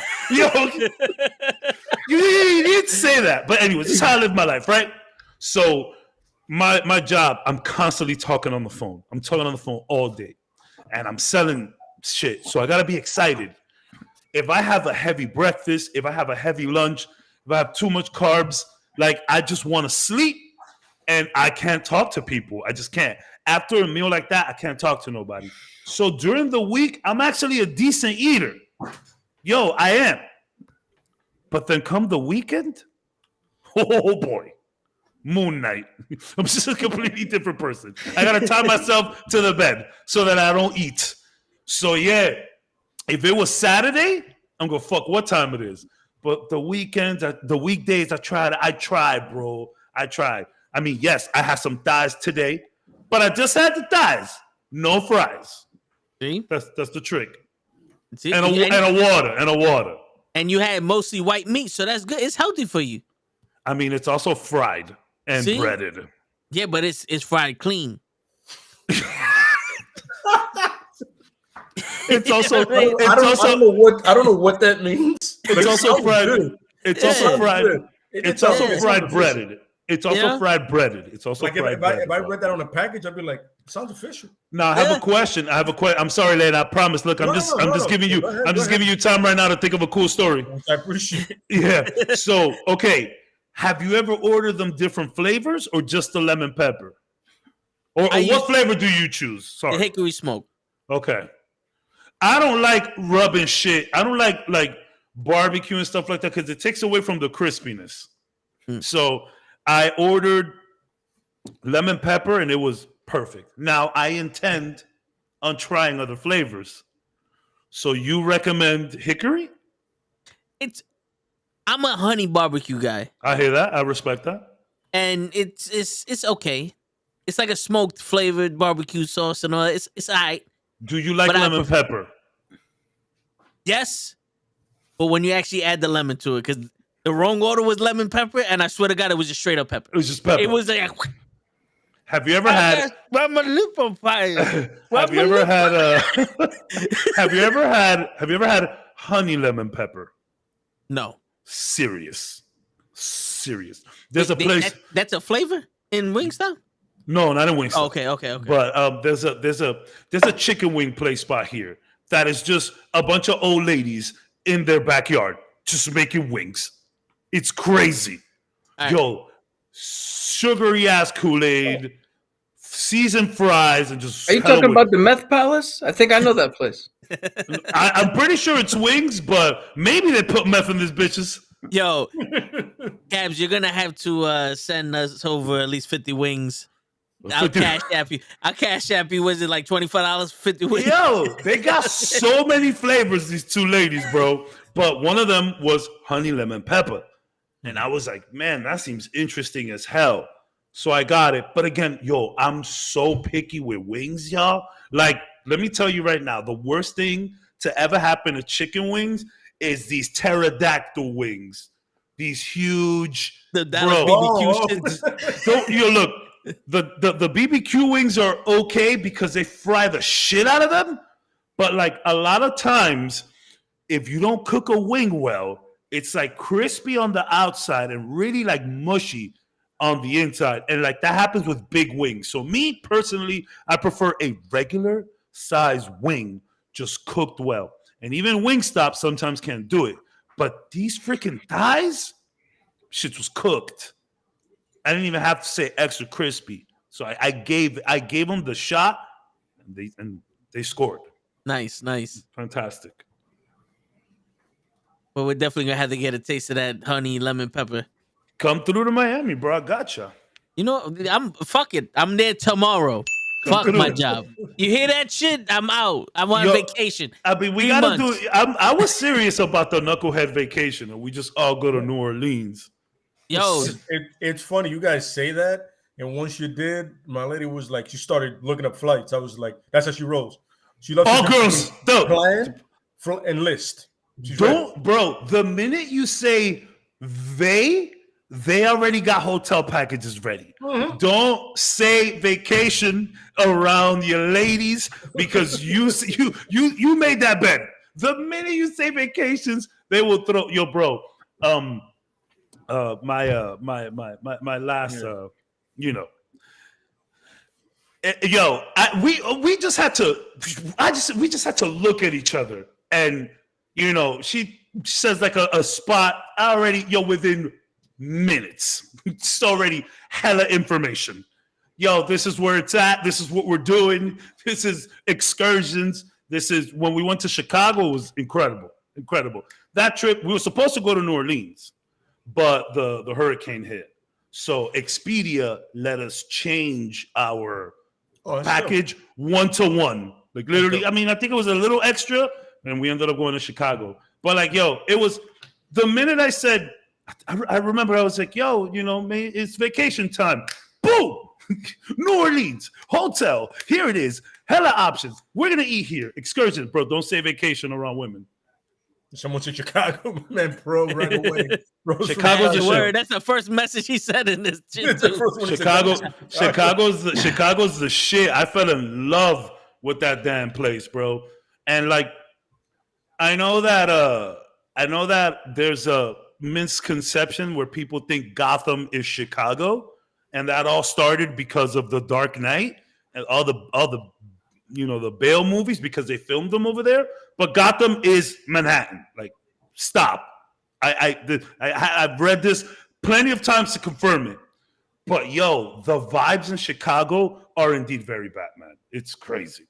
Statues everywhere, stone buildings. Chicago's beautiful, bro. It's incredible. But I'm sorry, Led. So Fury and Cap go to Castle. Yes, absolutely. You go to find from chicken wings to that. I think I saw chicken back there. That's why I started that, Led. I saw some wings back there. There's chicken wings back here. I knew there was wings. I saw rack. Yeah, I'm getting at him. Gotham is not Chicago. Joe was here for Super Bowl Sunday, so. Yeah, those wings was banging. Yeah. If those are the same wings, those wings was banging. Yeah, so there you go. Yeah, there you go. Did you choke when you saw the Doctor Strange trailer? My man just eating a wing. We'll talk about it. We'll talk about it. We'll get there. We'll get there. We'll talk about it. It's funny because, and the mac and cheese was too, just in case if Kenny's watching, because I know Kenny has a thing for mac and cheese. The mac and cheese was banging also. Yeah, and you come in a box, but feel better about that, Kenny. There you go. For real. Hookah Bear, as we know him as Hookah Bear. Yes, Hookah Bear. Kenny loves hookahs. That's you know how we do it. If you hate something, we start rigging on it. Anyway. Word. If that's not a convenience store name, I don't know what it is. No, it's about to be. You should open it. Word. All right, okay. So Cap and Fury come to actually Castle store. Whoa. Yeah. So Castle owns a gun store. Nobody surprised there. Shock. Shock. There, right? You know what I'm saying? They come in. Fury starts to say something, and Castle punches them in the face. He goes, "That was for Tibet, you son of a bitch." And he goes, "Fiend. I thought you forgot about that." He goes, "I don't forget, and you know I don't, Fury. Who the fuck is this?" And he goes, "That's Steve Rogers." Who? No, it's not. Steve Rogers doesn't look like a bitch. This looks like a bitch. Who is this? He goes, "It's Steve Rogers." And he goes, Captain Steve Rogers. Are you our captain, or aren't you just captain by name? Get your hand away from me. What do you want, Fury? We need you for a mission. Go fuck yourself. He goes back to fixing this thing behind him. Fury goes, Frank, this is serious. You call me Castle. We're not friends. You know what I'm saying? Once again, leave. This is perfect. He goes, Mr. Castle, can I speak to you, please? Is that the bitch speaking? I'm sorry. Len literally writes Punisher. Len writes these comics himself. Have you ever been to New York? I'm from New York. Clearly, you're not. When somebody calls you a bitch, you either square up or you shut the fuck up. You're not listening very well. He's going back to what he's doing. He goes, Castle. Exactly. Fury, I'm not going to say it again. Just give me 5 minutes. I've saved your life at least once. True. I really believe you saved my life. True, he did. You're really as stupid as you. Well, you can't look that well. You only have one eye. All right, I'll turn around. Talk to me. He goes, all right. Slave trade. And that's all I'm telling you. Oof. Kids? Yes. I'm in. No problem. He goes, one question. Is bitch ass coming with me? He goes, well, that's the way the mission goes. No. I've done missions for you before and I've been by myself. Why do I need, I'm sorry, what's your name again? Steve Rogers. That's really your name? Wow. It's about as Irish as it gets. Right? Tell me where to meet you and I'll be there, suited and booted. Let me know when. He goes, well, we need you to come with us because there's certain weapons you need for the mission. He goes, no. I don't use any weapons of my own. You know I have enough, so I'm not going to do that. Why not? Because the last time I used one of your weapons, you shut it off on me mid-battle. Oh. Killed 4 people in a row, and you shut me off mid-battle, so I had to use my bayonet. That's not happening. Whoa. I get my guns. I do it my way. That's it. He goes, all right. Makes sense. No problem. Tarmac at Fort Lee. Really? Fort Lee. It's not original at all. So S.H.I.E.L.D. doesn't have a secret place where I can meet you in New York City? Really? He goes, all right, 42nd and 9th. Thank you. Go. No, that's more like it. He goes like that. Come on, man. I know S.H.I.E.L.D. and I know where they meet. Don't do that to me. Tell them the mission. Tell them exactly where they got to go. And he goes, we need the 2 main guys alive. He goes, well, that's not going to happen. Tell you right now. He goes, Sergeant Castle, I have to ask you to please, Sergeant, you read the wrong file, son. Is lieutenant. We're gonna do this right. If you're a captain, I'm lieutenant, so I outrank you. Isn't this a beautiful thing? Mission goes my way or it doesn't go at all. S.H.I.E.L.D. boy here can back me up. S.H.I.E.L.D. boy. I'm saying this is just a big crack on Cap. Yeah. He said they're on the fringe. He goes, can I ask you a question? Why the shield? Howard Stark made it for you. Stark? Pretty boy's dad? You hang out with the pretty boy? God, that must be lame. Well, he is a billionaire. You know what's funny about it? I don't give a fuck. Still don't like him.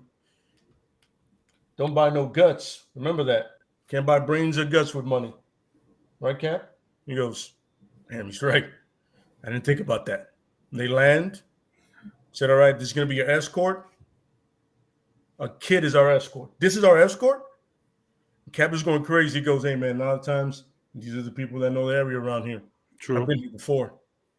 The Ukraine is not a beautiful place, but they do know the place. Let's respect it, all right? I goes, I'm sorry, wait a minute. Quick question. When's the last time you were in battle? 1940? That's enough. This is going to be a shit show. And they go, you know what I'm saying? And they run into some people, and he hang back to see Cap in action to see what he's about. Saying he's never worked with Cap before. He's hanging back. He's on some, not bad. Not bad. I don't know about the shield still.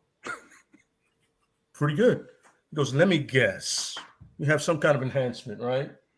super soldier serum. Serum. You let somebody inject you with something? You clearly are one of Fury's friends. All right, let's keep going. They finally get to the floor where they're holding the kids. They say, "It's all right. All you do is keep me alive with your shield, and I'll take care of the rest." He sees Frank killing everybody, and he goes, "We don't have to kill everybody. I'm sorry. You want to keep the slave traders alive? No. I told you. I lead my mission. You're the captain. I'm the lieutenant. You know how rank works again? You're a soldier, right? Then you listen." Killing everybody, finally get to the kids. Said, "Give me a truck. We'll get the kids out of here." They're driving along, and then Cap goes, "I can't let you kill anybody else." He goes, "Oh, I'm sorry. You're not going to let me kill anybody else." Okay. All right. We'll test that theory later. Oh, finally, they're about to get the kids to safety, and then Cap decides he's going to kill somebody else. Wants to stop halfway through the mission. Castle goes, "Listen, you don't like me. I clearly don't like you. But if we stop right now, those guys chasing is going to kill everybody in this truck, including myself. I have a wife and kids. I don't know if you have anybody, but I know these kids have parents that are waiting for them. What do you want to do, Cap? You want to that self-righteous bullshit? Do that when we get on the helicarrier, and I'll fight you all day, every day. Just right about these kids, as do I. Can we do this? Hate me later." You know what I'm saying? Goes along. They get there, get to the helicarrier. As soon as they step on there, Cap decks him in the gut. And he goes, "You see? This is when you do it. Now, come on, let's go." See? Frank gets his ass handed to him because clearly no super soldier serum, nothing. You know what I'm saying? But he doesn't stop. Cap goes, "All right, I understand, I get it. But the killing of the people, why? Why not? There's nobody worth saving back there, Cap, except the kids. There's no point in it. Because everybody can be saved." Really? Everybody can be saved. There were kids getting molested in there, Cap. You didn't see that? Or your special serum didn't show you that? Sometimes in this world, people need to die. Sorry, Cap. Figure a soldier would understand it. Or did you kill people in the 1940s? Oh, no, you did. I read the files. I did some fucked up shit. I mean, man, but you did some fucked up shit. Look, Cap, you don't like me, I don't like you, but I do respect you. I like the way you work. So we can work together again? Fuck no. Don't ever come back to my store. And he leaves.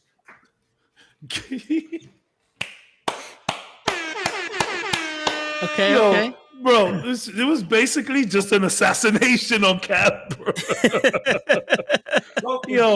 I do appreciate how you acted out the lines, though, bro. That was beautiful. Yeah. That, one of those things where you gotta, you know what I'm saying? Because everybody makes Cap makes Frank this massive Cap fanboy. You know what I mean? And this is him first meeting him.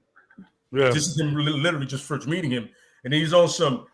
Anybody from New York, halfway through, you see the way Frank looks. He's like blue eyes, blonde hair. He's like that. What the fuck is this? He knows Fury. Doesn't even like Fury, to be honest with you. He respects Fury. Doesn't mean he likes him. They have done missions together. You know what I mean?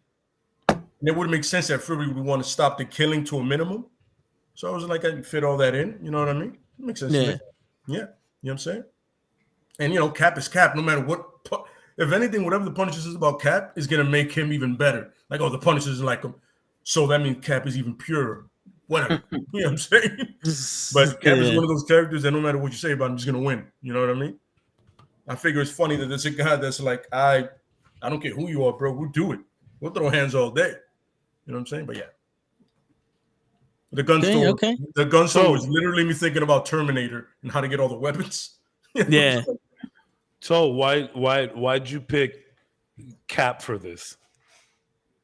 Like, did you want that like difference of character for this? Because it's a great two characters to put together and build the story out of. Well, but it was also Nick Fury. Who's he gonna trust the most to handle some situation? Cap. Well, honestly. Believe it or not, it would be Natasha. It would be like Natasha, because Natasha is a she gets spy, dirty. She could get dirty. Really, she's there, like he said. There's nothing she's not comfortable with doing. No, yeah. Like, you know, she'll do almost anything to get the mission completed. You know, Cap will be like, yo, I don't like this. You know what I mean? Yeah. But it was like I did the slave training because, I mean, The buffer. fucking kids. You know what I mean? No, yeah, I hear you. Have you I remember you know me, I always take a chance to bring in video games. The Right. Punisher arcade game, the arcade game, not Yeah, the yeah. one for the PS, not the crazy one for the PS2, which Yeah, is also that pretty shit was good. good.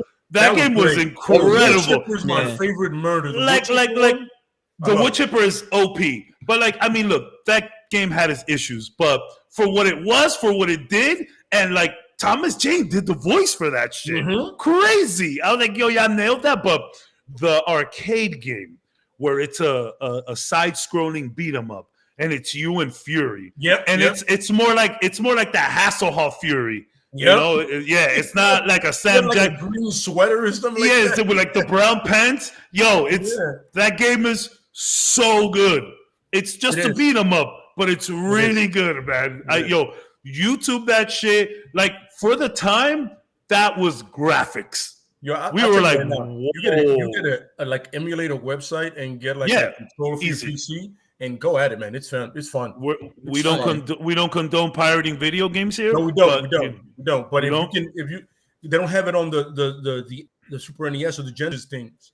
It's not in like all the 300 games they have. It's not one of them. So you know what I'm saying. If it was Yeah. one of them, I'd plug it. You know what I mean? No, But yeah. if you could find it or find a way to, trust me, it's a fun game to play. It's a really Very- cool very game. fun game. But yeah, you know, I figured Fury and him have the history, and it makes sense that he just disrespect Fury whenever he gets a chance. You know what I mean? And the Tibet thing, I actually have a story for that, and there's a mission they did together. Like I've tried to do a lot of different Frank stuff where it's Frank being more, how do I say this? Being more relaxed. You know what I mean? Like understanding the situation is not that serious, but this is pre-Punisher. You know what I mean? This is like him. Punisher doing yoga. The Marines attack him like, yo, we need you to help somebody. And then he goes like that. You want me to work with Cyclops here? What the fuck is this? I'm going to trust a guy that can only see with one eye? I thought that was a reference to like Hawkeye and Natasha where they keep talking about, was it Tibet or Budapest, yeah. Budapest, yeah. Yeah, I thought that was a reference to that shit when you said it. Well, I mean, I didn't think about it until you said it, but my whole thing is like, you know, like that whole locking guns on him thing, that's where that happened. He's on some, and then he just had to go crazy. He had to go ham with a bayonet on. He had to stab people on some, fuck, this is the only way I'm going to get out of this. I'm sorry, not a bayonet, a K-bar. Okay. A K-bar is the Marine knife. I apologize. I wanted to get that wrong for any of the devil dogs out there. I apologize. I feel you. So I got a story I came up with, and then we'll let Cap say his thing. Now I'm not gonna lie, I'm just coming up with it, but I'm hearing every one of you guys' stories, so you know I'm so you're adding things, yeah. So we start off with with Frank and his wife walking into the house, and the mood is down because of where they just came from. And, you know, Frank's sitting on the couch watching TV. The wife's in the kitchen. You hear the knock on the door. Frank opens up the door. And as soon as she opens up the door, all you hear is the wife go, "I don't give a shit why you're here. Get out." No. Yeah. And Frank turns around to his wife and he goes, "Okay." And closes the door. And Cap and Fury just turn around and go, Plan B. So later on in the month, there's a news feed that goes around saying Captain America in critical condition, Falcon missing. Whoa. And the Punisher sees this, and he goes to his wife, is like, I gotta get Falcon. And she goes, "I know he's your counselor, but we just got you past the most dangerous part of your return to me." Like Whoa. you're just starting to become a human being. Whoa. And like if he went with Cap, he knew the risk. I can't lose you again. And he's like, listen, there's no one I respect more than Sam Wilson because he made me the husband I wanted to be for you after the war. And I would be less of a man if I didn't go get him. They obviously asked me first. And I feel like I'm the one that put him in this situation. And she's like, if you go and you come back a monster, we're done. And he's sitting there contemplating it because he, like you said, he doesn't want to lose his family. So it's almost like a controlled rage he has. And he goes, listen, I'm coming back to you. But he has to go get him. And she's okay, but make sure he doesn't come back. So he leaves and he goes to Fury. And he says, where is Sam? And Fury goes, no, you don't get to ask me that. We came to you first. If you would have said yes, you would have been home already. And he goes, don't give me this bullshit. You know damn well Sam wasn't ready for that. And you know damn well Cap was, whatever the fuck beat up Cap, you should have never put him in there with him. And Fury's like, it doesn't matter now. The mission's been compromised. We can't get you in there. Sam's on his own, and for all we know, he's dead. So Punisher grabs Fury by the throat and is squeezing him. Hey, yo. It's not Frank Castle who grab him by the throat. It's Punisher. It's serious now. And Cap walks in the room. And Cap goes, Frank, I did everything I could, man. And you just see Fury gasping for air, trying to get off of him.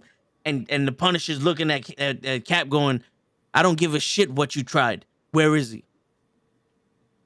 And he goes, we can't get you there. But he gives him the location of where they last saw him. Frank goes, gets his weapons, because, you know, he's always had the Punisher in him. He's always had that stash. He goes and he goes to the land. He's staking out the area where Sam Wilson is. And you just hear him go, well, since you're here, why don't we just go in now? And Cap turns around and goes, I was thinking the same shit. And Punisher and Cap infiltrate this lair. Now, the thing that got them was there are other super soldiers in there. And that's what Cap is trying to warn Punisher with. And he goes, we were here to stop this. Okay. And we made it worse. And Punisher says, don't worry about it. I got this. This isn't revenge. This is punishment. Zemo style. Yeah. Sure. And let's just say those super soldiers had nothing for him. Had nothing for him because this version of the Punisher is different than the version of the Punisher we all know. Because that version of the Punisher is filled with rage. This one is filled with straight up like skill. You know what I'm saying? Like he is a killing machine. He is bullseye. The infestation of killing. There's no remorse. There's no hidden part of guilt. Like there's nothing there. He went to war and turned into this guy that just straight out, I'm not even trying to survive. You're here, you get it. Like he killed some of his team members. Whoa. You know, like this is a psychopath, war-driven Punisher. And they needed someone like that because he had just as many skills as Cap. And on that level, not many people have that kind of military guerrilla warfare experience. So he goes in there and just starts killing everyone. Like Cap was lucky he had the shield. He started like shooting everybody. It ricochets off of the shield and he's killing people. Cap breaks up and goes, yo, listen, you handle this. I'll go find Sam. And it was almost like the only one there's on a rescue mission is Cap. Because in the Punisher's mind, you killed Sam, I'm killing you. And he goes, kills everybody. Cap finds Sam. Sam is tortured. Like they try to infuse his wings to his spine. Whoa! And they haven't done it fully. So that one part of the wing is infused and the other part isn't. And he's like fucked up. And it was just one of those things that Cap was like, yo, I don't know if this nigga can see you like this. And, he's gonna really lose his shit. Yeah, and Punisher walks in and sees it, drops his guns, and just goes straight after Captain America. He's like, he just starts wailing on him. He doesn't give a shit who's around. They just start fighting. And it's one of those things that Cap accepts it and takes the beating. And he just, with like one of the last breaths, he's like, I understand. I love him too. And that's when Frank comes out and like he's looking and he's like, holy shit. Like, what the fuck am I doing here? And, you know, because he promised that this thing wasn't coming back and he's about to kill Captain America. You know? So he gets Captain America and Sam out of the thing into their their safe location and goes back and blows the whole thing to smithereens. Nice. I'm talking about there's no building on fire. There's a crater in the ground. Blows Defenders. It up. Yeah. It's good. And they get back home and he goes to Fury and he's like, that was the first and last time I'm ever gonna help you. But by God, if this shit ever happens again, I will kill you. And he calls up his wife and says, listen. Order chicken nuggets. No, right? He's like, this is Frank speaking to you, but I'm not alone. And I'll see you when I am. Oh. And hangs up the phone. And that's how it ends. Wow. Jesus. All right, question.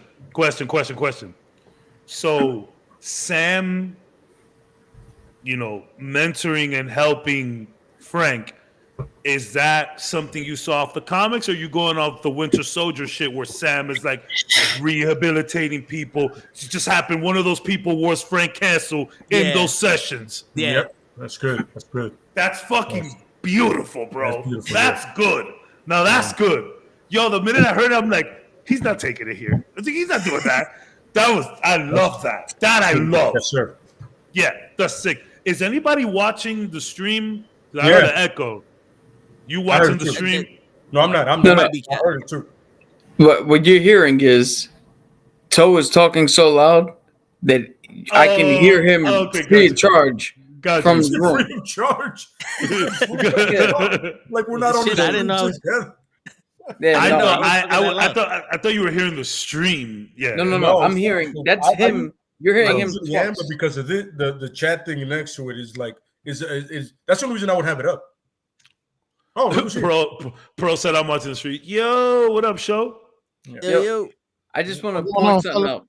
Yeah. My little reimagining that I did. Mm-hmm. I don't know if you can see. Hold on, let me make you big. It's edited at 8:40 this morning. Oh, nice. So when I say part of my story, I need to tell you that I wrote it at 8:40 this morning before Toe Tag said his shit. Okay. So there's similarities. Some, yeah. We gonna see how related y'all are right now. Y'all think the same. Yeah. This is good. I love it. I'm here for the fucking story time. Man, I should have ordered them damn thighs. I'd have dinner in the movie right now.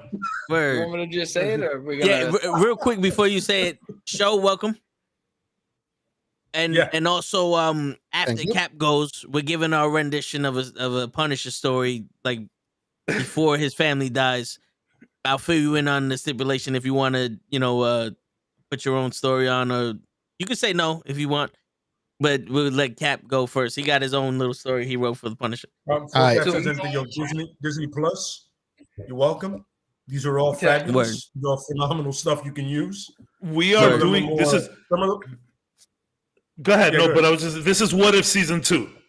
Yeah, this is use any of them. and then make a Marvel Knights division and make it happen. That's Word. what Marvel it's Knights coming. division, make it happen. R-rated, and I got the perfect guy to oversee it. But go ahead. So what I did was I did like a reimagining of his story. Mhm. And the reason I said that like what I had didn't fit for Vince scenario Mhm. is because this parts of it take place. I essentially just rebooted his whole fucking story, essentially. Cool. And I wanted to note to show that I wrote this before Toe Tags because we have some of the same characters Oh, Okay. and some of the same fucking roles, which I was like, God damn it. My bad. No, I no. must have like incepted your mind and took those ideas from you because that literally like jumped into my head. Nah, man, that's a sibling stuff right there, man. That's just dope. Yeah. That's it. That's like twins when you see the Yeah. burn his hand in What you're cuffs. saying is Tolstoy shit. I got it. So You here's went the in thing, your- right? Okay. Yeah. You So can go Frank back and watch Castle- everybody else's stuff, which is Yeah. money, man. Just money. Frank Castle comes back from war, right? And he's officially out of the military. Okay. He's not home on leave. They discharged him. Right?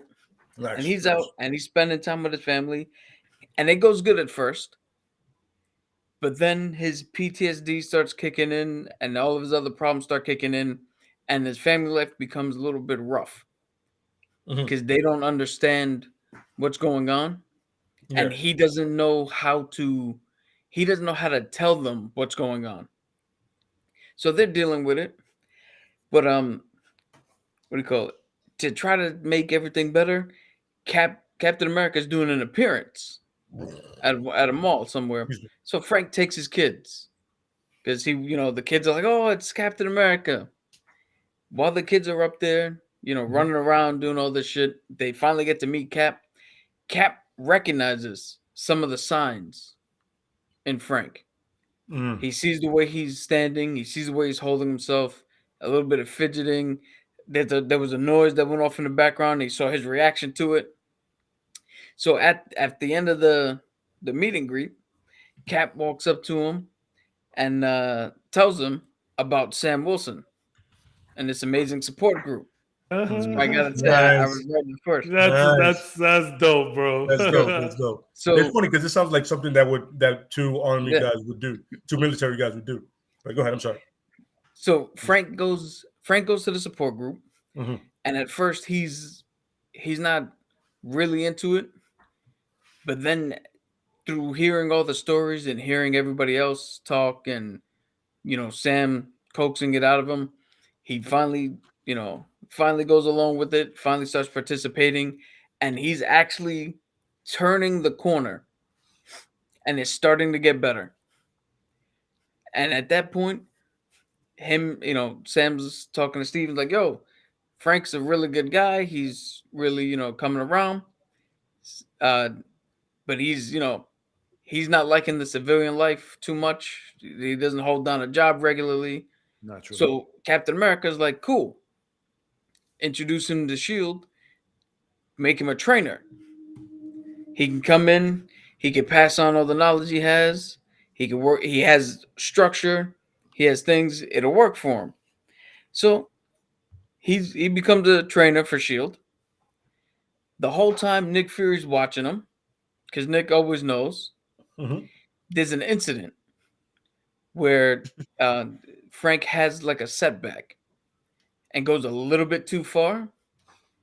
And everybody around is like, they handle the situation well, but Fury clocks that. It's like, okay, I see what happened here. Like a couple of weeks go by, Fury brings him up to the room and is like, yo, I want to show you something. Because I want to show you this. And he shows him a gang war that happened, wasn't televised. Two rival gangs and a family caught in the middle. Whoa. Not Frank's family, but a family. It's a family who was innocent and died. And Nick Fury's like, yo, I'm going, what do you call it? I want to send in a special unit for this because the law is not strong enough to handle this, and the Avengers are too big to handle this. So I want to put together a special unit to take care of this problem, and I want you on the team. And Frank looks at Fury and goes, "You don't need a team. Just send me." And Fury won't, knowing but pretending like he doesn't know. It's like, all right, let's see what you got. And he sends Castle in. And Frank goes fucking banana. All the shit that he was holding in, that he learned to manage, he let go. And Fury sees that. It's like, good. I got what I needed. So now Fury uses Frank, a designation the Punisher, sends him in special missions. And this version of the Punisher, we get to see him go absolutely fucking bananas, reckless. But this time, he has something to lose. He has his family to lose. Yep. You see him a little bit like what Vin was talking about, where he has to figure out when to flip the switch so that he can come home regular and then go back and do what he's got to do. And at a point, he gets it to where he's fine, almost like a vampire thing. Like he's fine until that hunger hits a limit. And he walks up to Fury and is like, "What do you got for me?" And takes all that shit out and then goes right back home. And as far as his family knows, he's just a trainer for S.H.I.E.L.D. But all the while, we're now watching Frank Castle do shit. And us, the viewers, are like, yo, he's got a family. What the fuck is he doing? Yep. I think that added a little extra dimension to him. That's good. Yeah. That's really good. I'm with that. That's Damn, really but it's crazy how you guys both. That's so good, bro. Yeah. That just goes to it's a strong story. It's a strong story. The fact that you both thought of it like that is because it is like a possibility. That's really good. It's really good. Yeah. I like this exercise. This was an exercise. It was. I like it. It's funny. We're prepping for D&D. We're prepping. We should do this with more, especially the ground level guys. It's a good way. You know what I mean? Because first of all, we can all relate because we live in big cities or whatever. You know what I mean? And second of all, it's just like it's easy because we all know the characters. We all know the players. You know what I mean? Yep. She gets real weird. She gets real weird up there. Yeah. Space, and look at the Avengers. I tapped into the multiverse a bit, but I try to keep it grounded as much as I could. The funny thing is, you grounded the multiverse a lot, which is I think it was possible. You did it. Let's not get too crazy. Doctor Strange is gonna break the entire multiverse in half and the world, but I didn't want to go too much with it. You know what I was, as Cabs, as you were saying your thing, I was like, oh, he must have watched The One recently. That movie. No, that's a good movie, though. That's a good movie. It is. But no. Damn, I haven't watched that shit in so long. Wow. Is a good movie. That is, wow. Yeah. It actually is a good movie. But I haven't watched that shit in a long time. The funny thing about all of them is it catches each part, I guess, that we know about. That we all know about Frank. That he's crazy? Well, most of it is that, but it catches his relationship with certain people or the way we can interpret his relationship with certain people. Sure. Yeah. Like some of us saw this relationship with Cap is on some respect and admiration, or it's like, oh, I'm just like I said, everybody's version was different. Sam clearly was a good PTSD thing. Buffer. He told the multiverse into ground level, but that is, I admire it. I admire the shit out of that. I was like, oh shit, I didn't think you could hop in a dimension and be doing shit on the streets. You know what I'm saying? And I clearly took it from a thing of a guy meeting someone that he's like, dude, I know you. I know this bitch ass people. Get the fuck out. Get tension. Out of my life. Tension between strangers. I start tension wherever I go. Yeah. If I'm unfamiliar, if I'm uncomfortable, it's tension. Like this is a soldier on this side of the fence. You know, I'm like, yo, I have my gun shop. I got my family. Leave. You know what I'm saying? Because you don't want me to start grabbing shit off shelves right now. You know what I'm saying? What is the name of his store? What is the name of the gun shop? Bullets for you. Frank's Guns and Ammo. Okay. So, to me, like I just picture it saying guns. There's no. But the Frank, S. I was thinking castles. The S is like down. It just says gun. Like it's supposed to say guns, but the S is missing. The R in Frank is a 45. It's a Colt 45. The R in Frank is a Colt 45. Make no mistake. And then the A and then the K is an AK. You just it's really good. All raw. It's all raw. You know what I'm saying? Really good. I love the fact that we all took it differently. You know what I mean? And the majority of us still kept Fury as a manipulative son of a bitch. Yeah, every time. Yeah. Literally. Like nobody liked Fury in this. Nobody liked Fury. They were on some like, yo, we don't trust you. You're more of a spy than a soldier at this point. You know what I mean? Like, you know what's crazy? It's easy to blame things on Fury. So like when I was saying my story, I kind of backed myself into a corner and I said, blame it on Fury. So that's how I cut it. I was like, yo, Fury made me do all of this, bro. No, I purposely put Fury in that position for both stories because that's realistically what he would do. He would figure out what assets he has and how to use them optimally. Yeah, I did the same thing with the whole mistrust in Tibet with the gun. He was like, dude, you're literally leaving me here taking grenades, bro. I got one. You turn off my gun. That was cool too. Yeah. Yeah, you let me like, yo. That's why I say, yo, I'm taking my guns because I can't trust you and your weapons. I got to do me. You know, I got to stay alive. I got to come back. It's like when Batman turned off Robin's bike and he couldn't make the jump. Yeah. You know what's funny? My lady put it on, right? And I forgot how hilarious that movie is. That movie is so bad. It's funny, but it's terrible. It's a lot better than Batman and Robin. Yeah. I mean, I'm sorry. The one, because there's Batman Returns and then there's Batman and Robin. Then there's Batman Forever. Sorry, not Returns. Forever. Returns is actually the good one. Yeah, Returns is a good one. Yeah. That's the one Batman Forever is Tim Burton was still at the helm. Tim Burton was still there. You see the level of neon grow from Forever to Batman and Robin. It's just so much neon. It's a fucking rave party. It's a rave. And then when Venom is disgusting, first of all. Let's understand that the Batmobile is disgusting. With that fucking neon light shit where it looks like it's a tiger. Yeah, like it's like striped. Yeah. It looks like the Tesseract is in there, but like it's just all striped up. It's weird. Like, I'll be honest, like Forever was better. It was, but it's still weird and then we see all that Venom, we see all that neon shit in Venom, and that's the first thing I thought of. I'm like, you're going real Schumacher with this shit right now. Like this Venom movie is stuck in the 90s. It's funny because Val Kilmer was not a bad Batman. No, he wasn't. I disagree. He had a good conflict about him. You know what I'm saying? His voice was terrible, but I'm like, yo, he wasn't that bad.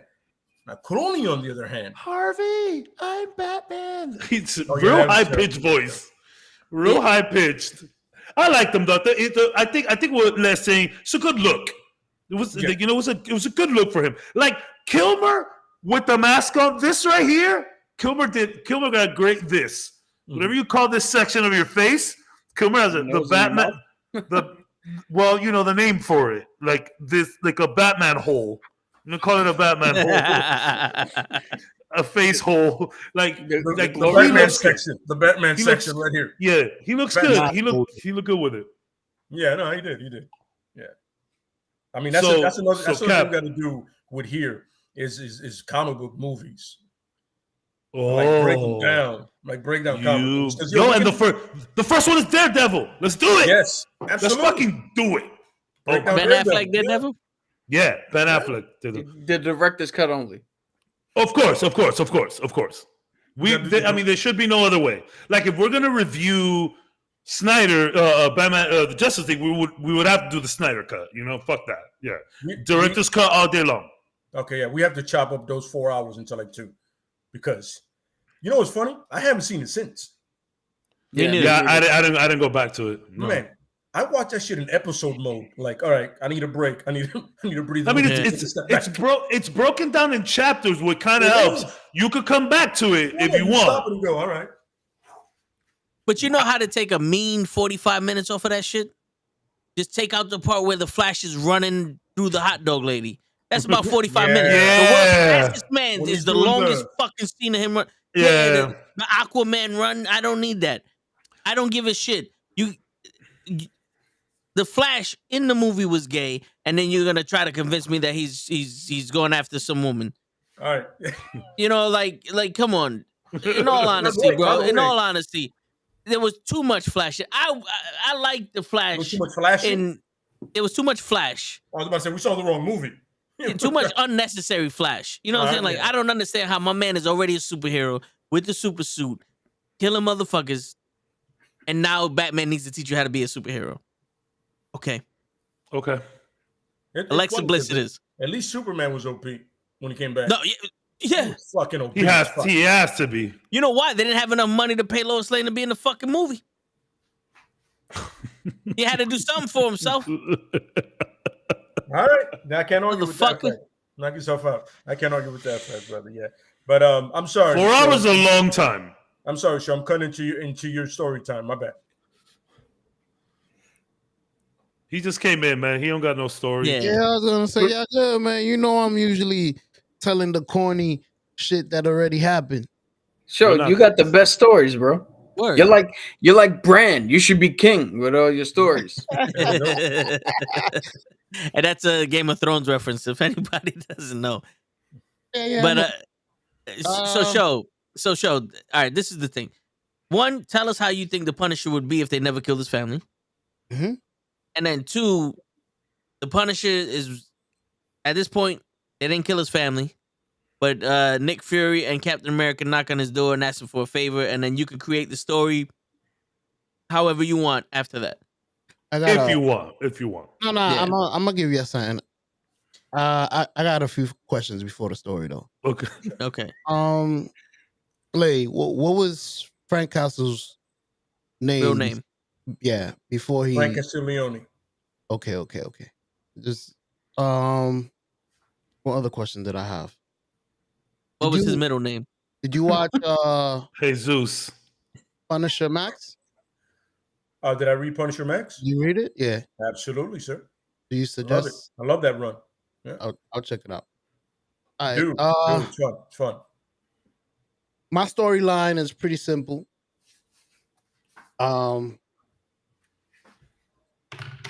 Frank never makes it to that third war. He never changes his name. Instead, I see you. He does continue to mess around with Spider-Man and try to kill him. And instead of killing them, they actually begin to collaborate and run together. Mm-hmm. So that when Nick comes knocking at the door, it's when it like already knowing him through Spider-Man. Yo, I need a favor with you and Spider-Man. And then they align them in the whole Avenger movie with the Punisher. Oh. Okay. Yeah. Okay. That's what I was you were ready for this, huh? Yeah, I was. You was ready for this, okay. Here's a fun fact that a lot of people don't know. He did change his name, to Castle. Castiglione. Yeah, that was a good one. That was a good little. That was a good little tidbit. You went to the movie. You went to the site, didn't you? Read something. Yeah, there you go. I like the fact that you're using the site, brother. I respect it. I took time. I was like, I like that free site, bro. Because you find anything. I appreciate that, man. That's dope. No, but you guys forget that he read the Infinity War thing too. He read that whole thing. So, if you tell me what to, because it's like a encyclopedia. If you tell me where to reach, because there's a lot of books, it's a little easy. I'll be able to start enjoying stuff. But for me to go and just start it's impossible to keep up with every comic book from the first issue. Even the guys that are like really do this professionally online and they break shit down, even they need to go back to reference, bro. And they look at other YouTubers and they look at the wiki and they have the Earth616.com thing where you can literally find anything. So it's impossible. It's I'm impossible. gonna tell you right now, bro. so Batman has like 4 comics going at once right now. Damn. I'll be goddamned if I tell you I know all of them. He actually, I know 2 that he's doing. Like currently? He has 4 different, like he's in 4 different things. And there's a new It's Batman. not another Batman. This is Bruce Wayne. So yeah. You know what I'm saying? Him and Frank Castle actually have there was a crossover. Like a legit Batman Punisher, and it was sick. Yeah, where the Punisher's gonna kill the Joker. The Joker realizes, holy shit, he's gonna do it. Yeah, like, he's gonna kill me. This is not the other guy in black. This is like, yo, you know what I'm saying? And then Batman fucks it up, of course. And going back to what we spoke about last episode. Yeah, well, I mean, Bruce can't let his lover die. There you go. Yeah, you can't. He's waiting for the text messages. Oh, yeah, the Waynes. You're waiting for the text messages. You got 2 animated stuff off of us, both DC and Marvel. Cut the check. Who says that? Is it Anthony Mackie, right? Yep.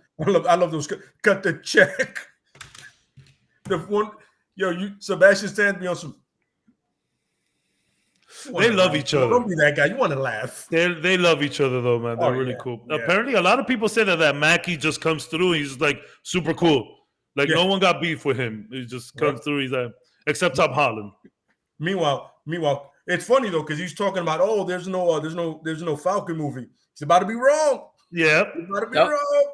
Technically, no, because it'll be Captain America. It's Captain America. It's Captain America. Yeah, I apologize. You're right. Our Captain America. Captain America with wings. I appreciate the correction, fellas. But it would have been called Black Falcon. Yeah.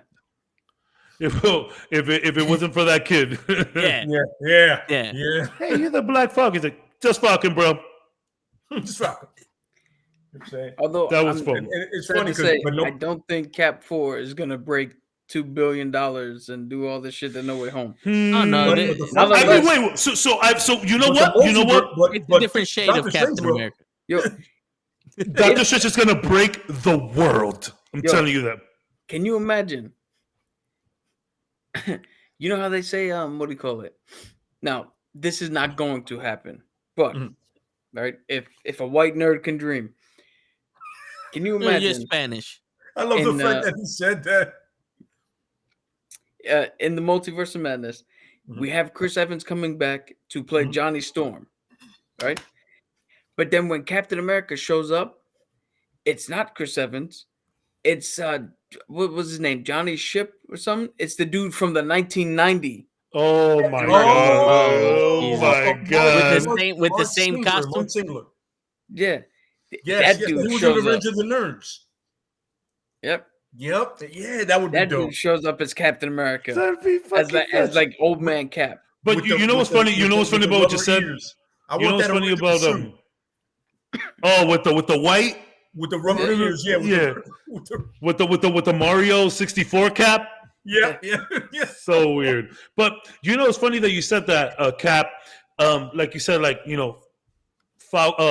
Captain America 4 is not gonna do whatever. But something I started noticing, like, any like trilogy or multiple run of a certain character, or even just a new movie in Marvel, could just ramp it up to the max. Because Doctor Strange 1, great flick, great visuals, very underrated, but where Doctor Strange was back then and where he is right now, son, like that movie's gonna be two stories at the box office between Strange 1 and Strange 2. Now I'm nervous at this point because there is just so much going on. Dude, I know Toe-Tags don't like spoilers. So Toe, if you can mute us but keep us on. I read the little tidbits that happened commercial from No. Cavs. This is Why? a theory. Why did you You do too. that? This is a theory that might happen that wasn't in the trailer. Yeah. I don't know Yeah, if you want to so- hear this or not. If So- it involves a bald man that runs a school, I think Cavs already No, fucked no, that no, up. no. I mean, you got it. That one you kind of saw it from the commercial. Yeah. No. This is Sorry, not we about. heard it. This is not a theory about who's in it. This is actually a theory about the movie itself. All right, shit. wave So- your hands in the air like you just don't care when you're done speaking. When we're Oh, done, yeah. Shut off your computer, Toe. Go So ahead. there's a theory that I heard that you know how like Cabs was saying that there's too much going on, and that there's a theory that I heard that the Doctor Strange we're gonna be watching is not our Doctor Strange. There's like 4 variants that they showed already of him. But we're gonna be following a different Strange. Yeah. And ours is gonna show up later on in the fucking movie. But Marvel's gonna fuck with our perspective by showing us somebody who's similar but just slightly off. Yeah. So we've already seen 4 variants. We've seen what is portrayed to be as regular Strange. Then we see Defender Strange. Dark Strange. Yep. I don't want to call him Strange Supreme. We've not confirmed that it's What If yet. Then we seen Defender Strange, and then we seen Zombie Strange. Yeah. So it's like, bro, are we gonna see more? So, bro, like the minute, okay. All right. Yo. So the minute, well, first of all, when Strange was walking with the Ultron bots, Oh my god. I said, we did it. We did it. We put a suit of armor around the world. We did it. That's what I thought first impression. That's what I thought immediately. I'm like, we did it. Ultron is on our side. We did it. Tony. Validation. But then the minute you see Strange walking into that whatever, and you see the chairs, I said, oh no, it's the Illuminati. I said, it's officially. Yep. I said, whoa. I was like, no, wait. We're too early. And then you hear the voice, and you see You have like to tell them the truth. you just see this part of his head. neck. But yeah, you just see this. And you don't even need to see all that. You knew the minute I heard the voice. It was like when I heard the voice with Blade. I knew immediately, and I said, "What are you guys doing?" And I knew it. I said it like everybody felt it that the X-Men were coming, and this was a good opportunity to do it after all of the multiverse stuff. But I had a feeling. I said it in one of our podcasts. I'm like, yo, I looked at the camera and said, yo, we're going to get an X-Men in Doctor Strange. But shit, they did the X-Men. And then now there's a whole bunch of theories rolling around. And, we heard about, this other variant of Iron Man. And it'll make sense now with the fucking Illuminati there. Bro, there's a hooded figure sitting on that console. I think And so. no one has any read on the hooded figure. The other figure on the side, people are starting to theorize stuff, but the hooded figure that you see immediately, no one has anything on that. So Boom. I have two. Yo, my God, that's what I'm saying. If they stick with the comics, The real Illuminati run. yeah. So the figure on the side, right? I think that could be Black Bolt. Everyone's saying Black Bolt, but like to just introduce them randomly like that. No, But dude, still. to introduce him randomly, who the fuck doesn't know Black Bolt? Well, Like, I mean, in the MCU, I mean. Yo, dude, by now, if you don't know, True. you don't know. True. Then don't true, go to true. the theater. You think But they'll bring hooded in figure? I think, and again, this is just pie in the sky here. Sure. Namor. I was going to ask you right now if it's Namor. Yeah, that's how you do it. When they sit down, everybody's like, "Yo, who the fuck is it? Who the fuck is it?" And the minute he takes off, you see the pointy ears. Yeah. Bam. And there was that little hint where in Endgame where Okoye is telling Nat about the underwater shit that's happening. Yeah. And she's like, oh, we don't handle that. But, bro, that trailer destroyed my life. Like, they show zombie Wanda. Dude, I was sitting in somebody else's house watching the Super Bowl, and it came out. I was trying so hard not to freak out. And the minute that voice came out, I was like, I knew it immediately. Three people looked at me and was like, Vic, what did that mean? I was like, that's motherfucking Patrick Stewart. Yo, and it's like, look, I know that Days of Future Past kind of got things a little weird, but I don't care. I don't care what version of Professor X we're getting. Dude, Vin, I don't know if you want to hear this or not. It's up to you. It's about the Professor X thing. Mm-hmm. He's aware of that already. So, the theory that I want so bad that I heard somebody say is that instead of this Professor X being the one from the Fox universe, this is the Professor X from the X-Men 1995 comic book universe. The 97 run that they're doing on Disney Plus. Yep. Yes. Yeah. There's a lot of people saying that too, bro. There's a what like go ahead. I saw the trailer breakdown. There's a part in the trailer that when America Chavez is hitting the dimension shit. Yeah. If you look in one of the frames, there's an animated fucking world. Yeah, you see it's like a traffic cone. Yeah. When they show the dinosaurs and everything is breaking, on the bottom left corner, there is an animated world. Super what if. The animation looks exactly the same. And then, I mean, we saw that person's shield in the poster. So it's like this is full on what if shit that's happening. By the way, let's shout out American Chavez because she's going to be responsible for a lot of the hopping of dimensions and seeing different variables.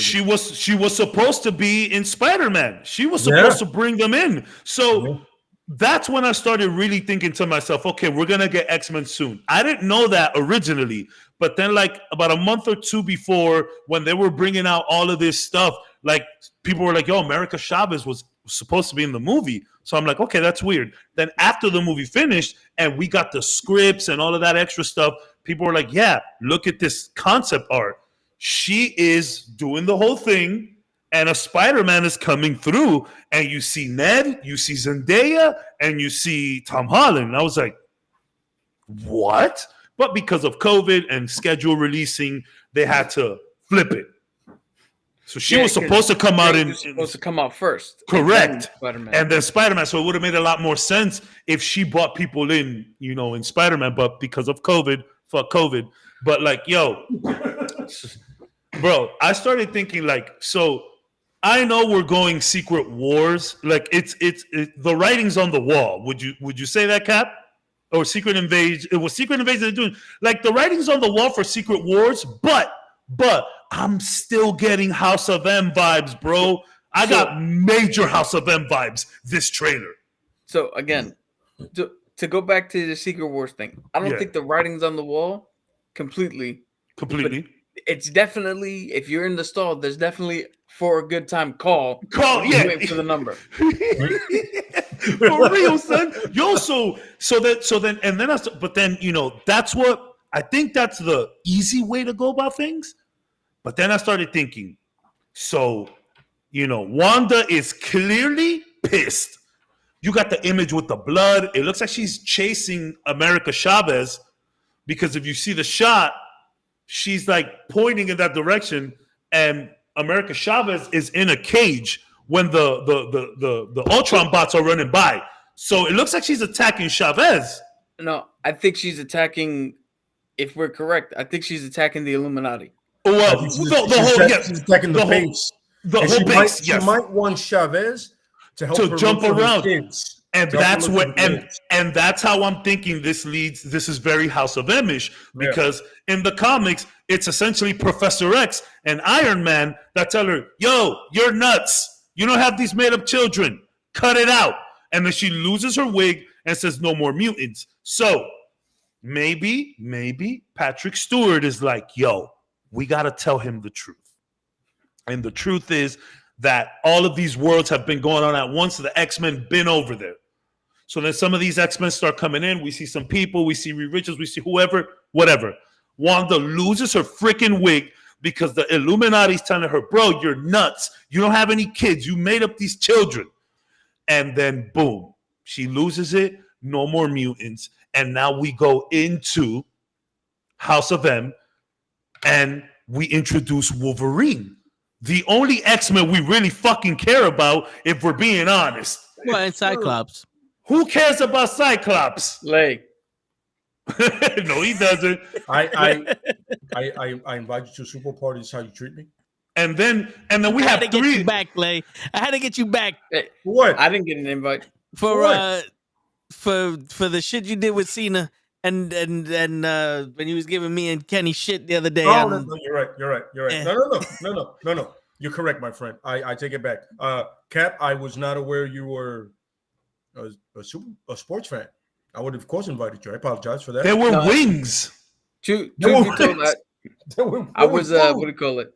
There I was food. invited by my That- DM to go watch the Super Bowl with him. Nice. That's why when I told you I was gonna let you know later on that day when you invited me, because I wanted to see what he was doing first, because I was gonna tell him to come with me.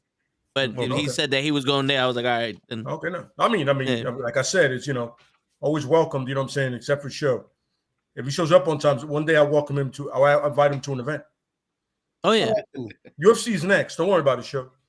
We'll live stream it. You can see us watching the event. Eating. Oh, good food. Word. With your caps there too. This trailer legit broke my life. I feel like broke my life. right? As strange as fucking shit up, right? Because apparently he's fucking shit up way more now. He did the Spider-Man thing. And his variants are fucking shit up too. Like it's all of Strange's fucking shit up right now. Yeah, let's blame Strange because this is truth. All of a sudden, they send that Illuminati from the section they send somebody to get him. And now he's standing trial for the shit he's fucked up. Mm-hmm. Like, yo, listen, you have to understand. Because if you look the look on his face, he goes, yo. He's shocked. He's like, I know you. I know who you are. He knows somebody up there. Also, I'm like, yo, I know who you are, but I didn't think you were real. Also, I'm like, I've seen you before. Maybe Mortal's up there. Maybe, possibly. You see somebody walking by with long hair and a stick. So I'm thinking, and then later he has the braids, and then later you see Mordor in the same area, like breaking his chain or something, or fighting Strange. So, but what I'm really interested in is that, and I figured I think in that Illuminati it could be the what if kind of variants. It could be. It's gonna be the MCU's version. Like I don't think it's gonna be 1-to-1 Illuminati how we see it in the comics.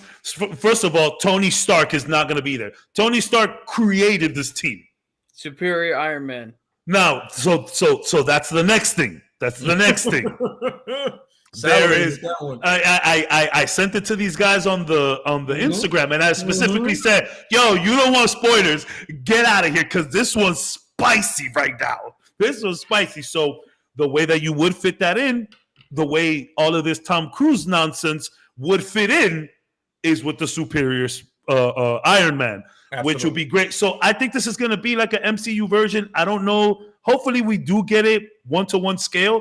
But there might be 1 or 2 people in there that are like, I don't know. I don't think Captain Carter would be up there, but they're hinting at Captain Carter a lot. Yo, I saw long hair and broad shoulders in there, bro. No. I mean, they show her shield on the poster. You see a fracture. I mean, it could be multiverse stuff, but I think we're gonna get an animated Captain Carter. Okay. For like a scene to cross in. I would love that. Yeah. On some Who Framed Roger Rabbit shit. Yeah. I'd love that. Yo, listen, but listen very carefully. I just want to have fun with this shit. Yeah. And it's looking great.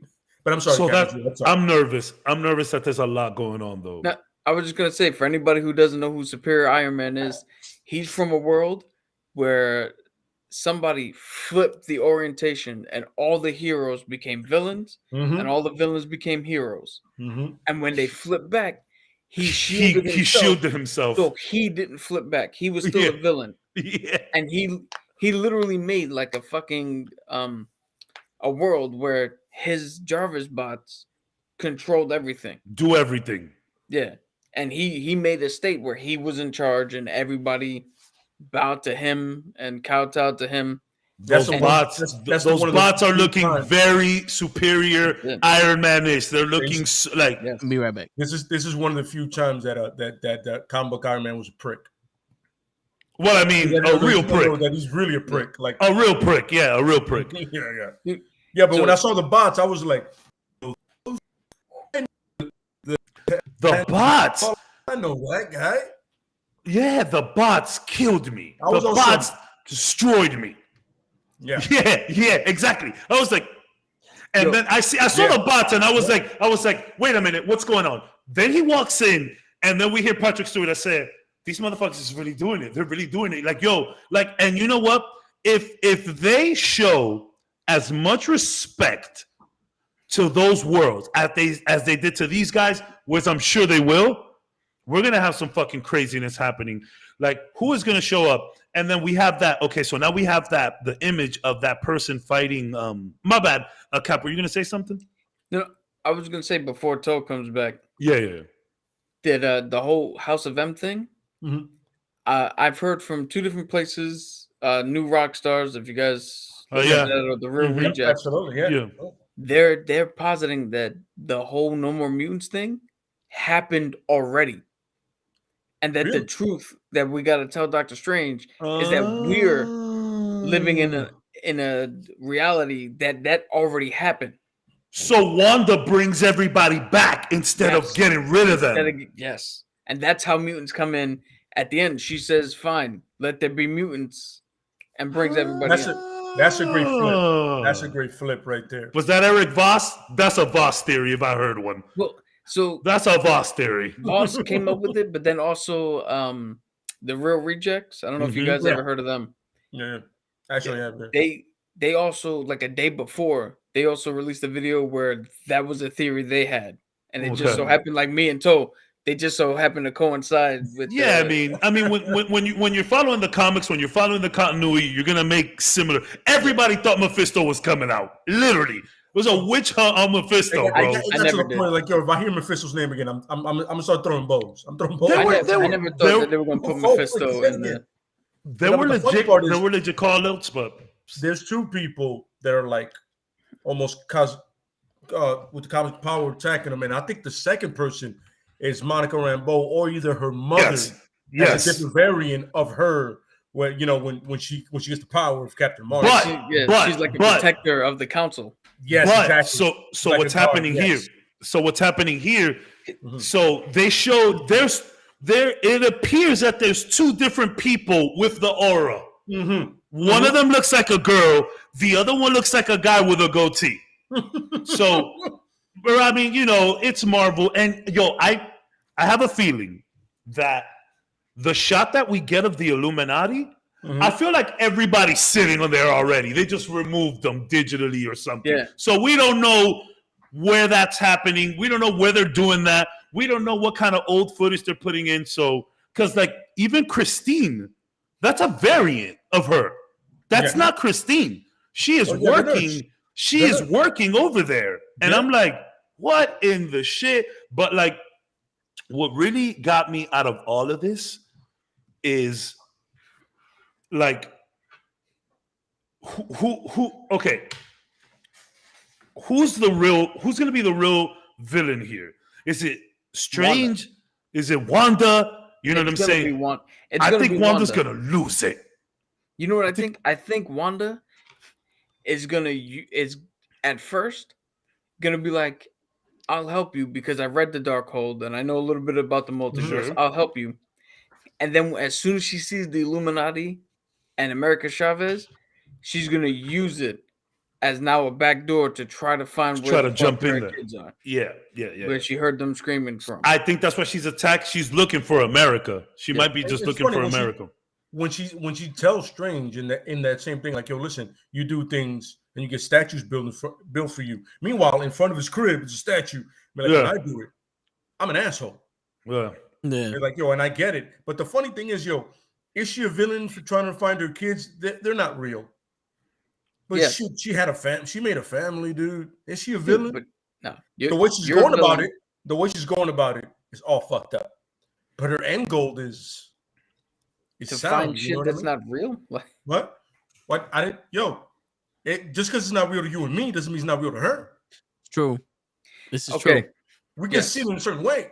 You know what I mean? Yes. We But can now, go if into we that take- too. If you want. What Doctor Strange does and what she did in Jersey are two totally different things. Yeah. I Doctor like Strange made Wanda. the world forget about a human being. You are of course. undersimplifying. You are undersimplifying. But like, look, what Strange did was for the protection of the multiverse. What Wanda did was because she was hurt. I'm not judging her for it, because Wanda's had a pretty rough life and she actually has something going for her, and she lost that too. But like, let's not compare all the shit that you've been doing, Scarlet Witch, to what Doctor Strange is doing. Let me tell you Not this compared. right here. Well, her shit hasn't led to the destruction of all Doctor this shit, Strange- apparently. Doctor Strange almost broke the fucking fabric of time. Okay, but there was Spider-Man did. but there was a reason. So there was a Right, reason right, for Wanda to do what she did too. What was the reason? That Vision died? I want to True hear what love. Cap's gonna say because I want to. Oh God, you don't And if believe that, if you Joe. saw Princess Bride, everyone knows there's no stronger motivation than true That's love. a blade. So don't meme. You hate true love. Don't meme. What? You hate true love in movies. In Not when movies. it's true. I'm sorry, what you saying, Cap?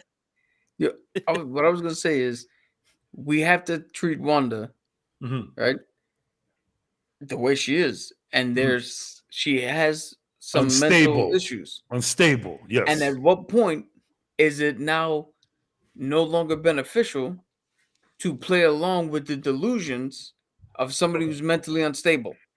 Oh, so it's At like a the certain Punisher. point, huh? Yeah. Mystic At a certain Punisher. point- Mystic Back Punisher. to the original. Good call. At a certain point, No, but going you're right. along with this whole You're right. the kids were real to her, Yeah, you're right. so she's righteous, becomes a detriment. Mm-hmm. It's exactly what's happening. Mm-hmm. Right. Yeah. But the It's funny exactly thing what's is she's literally following the lead of Strange in a sense of like, oh, you can do this for this reason, so I'm going to take your reason. Yeah, and to save the make it- world. Well, what? Okay, you're not. I'm not saying it's a valid reason. You're thinking as saying Wanda. In her mindset, Oh yeah, of course, yeah, it's a yeah. perfect like, yo, you did this for that. I can do this for my gains. But the thing she's not understanding is my gains aren't the same as Strange. Strange is like, yo, I'm trying to fix things. You're not getting it. But she's like, yo, but you broke something, and if I break it, I'm a bad guy. Yeah, but you're breaking shit because you're selfish. Now, here's my question though, right? Here's the I'm Here's gonna the be thing. that guy moment. Okay, Oh, we gotta have that segment. I'm gonna be that guy segment. that is a funny Because- segment. Yeah. If she's that strong with the dark hold and all this shit, Mhm. why couldn't she just remake her kids? True. Just remake them. True. Like, why the fuck are we doing all this? Because at that point they're more fake. You know, now it's just a coping mechanism. She wants to find the real ones. That's But they're just. not real. But to her, I mean, you But- know. She wants to find the first versions. Yo, you the know what? ones. Yeah, that's like that. That's like the fucking dumbass families who like, oh, the golden retriever died, so let's just get a dog that looks exactly the same. That's not the fucking thing. Like, we know, just make the fucking kids again, and you're good, Wanda. No, Nobody's gonna bother you. You literally just said it. You can't just get another golden retriever. You No, need no. the original one. Well, the original fake one she made. I'm not saying go get. I I'm not actually saying like- the actually original. I'm like, just saying, make kids again. You Yeah, make just make kids. new- If you need them that bad, make new ones. It's not By the the way, same, so but I hear. I got a I hear question. it's not the same, but I will say this. Like, you know, they've been slowly building the Young Avengers. Slowly, they're everywhere.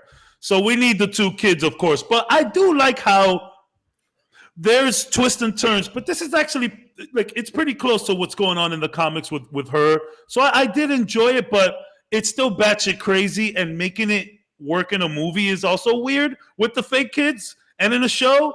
But we'll see where it goes. I have We'll a see. question. I have a question for you guys. Go ahead, lady. No, with all due respect, with the American Chavez, they got one of the most powerful young Avengers. It's funny because Yeah. people only mention her ability to open portals, right? In the but she's indestructible. Yo, it's like Superman. Yeah, it's Superman levels. Yes, jacked, bro. Yeah, she almost killed the Ultimates by herself. Yeah, exactly, bro. And her moms are pretty fucking epic themselves. Yeah, they're no. Yeah. America Chavez is out of control, badass, strong, badass, so, bro. Yeah. By the way, Buffer. Props to her because it would. Besides, you was a Marlboro man. 2 points for you. Whoa. Right. What were you going to ask, Toe? All right, so with Doctor Strange from the coming attractions and it being so fucking epic. Yeah, thanks, Pooty. And it being so epic, it's almost like an Avengers level movie at this point. Yeah, you know, and with Spider-Man No Way Home being that type of level for Spider-Man, and it kind of rebooted Spider-Man. So it's like, all right, now we resetted it. How do you feel about other movies coming out where like Miss Marvel coming out with the Middle Eastern woman? I don't know her name offhand. Kamala coming out. You know, and all the other movies that cannot be this big because they're origin movies. He's like, my head is like, this movie's gonna be so big that they're gonna have the Captain Marvel movie effect, where it's like, if this would have came out 10 years ago, no, it would have made perfect sense. But this shit it's like you went from level 10 to level 3. We need the palate cleansers. We need those palate cleansers are important. No, so this is gonna be the soft reboot.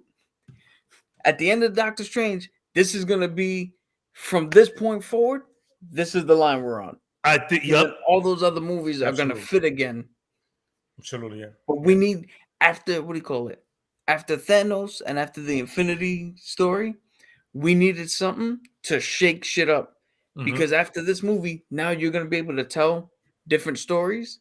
Mm-hmm. And if this story, like the Eternals, if the Eternals doesn't fit in directly right now, cool.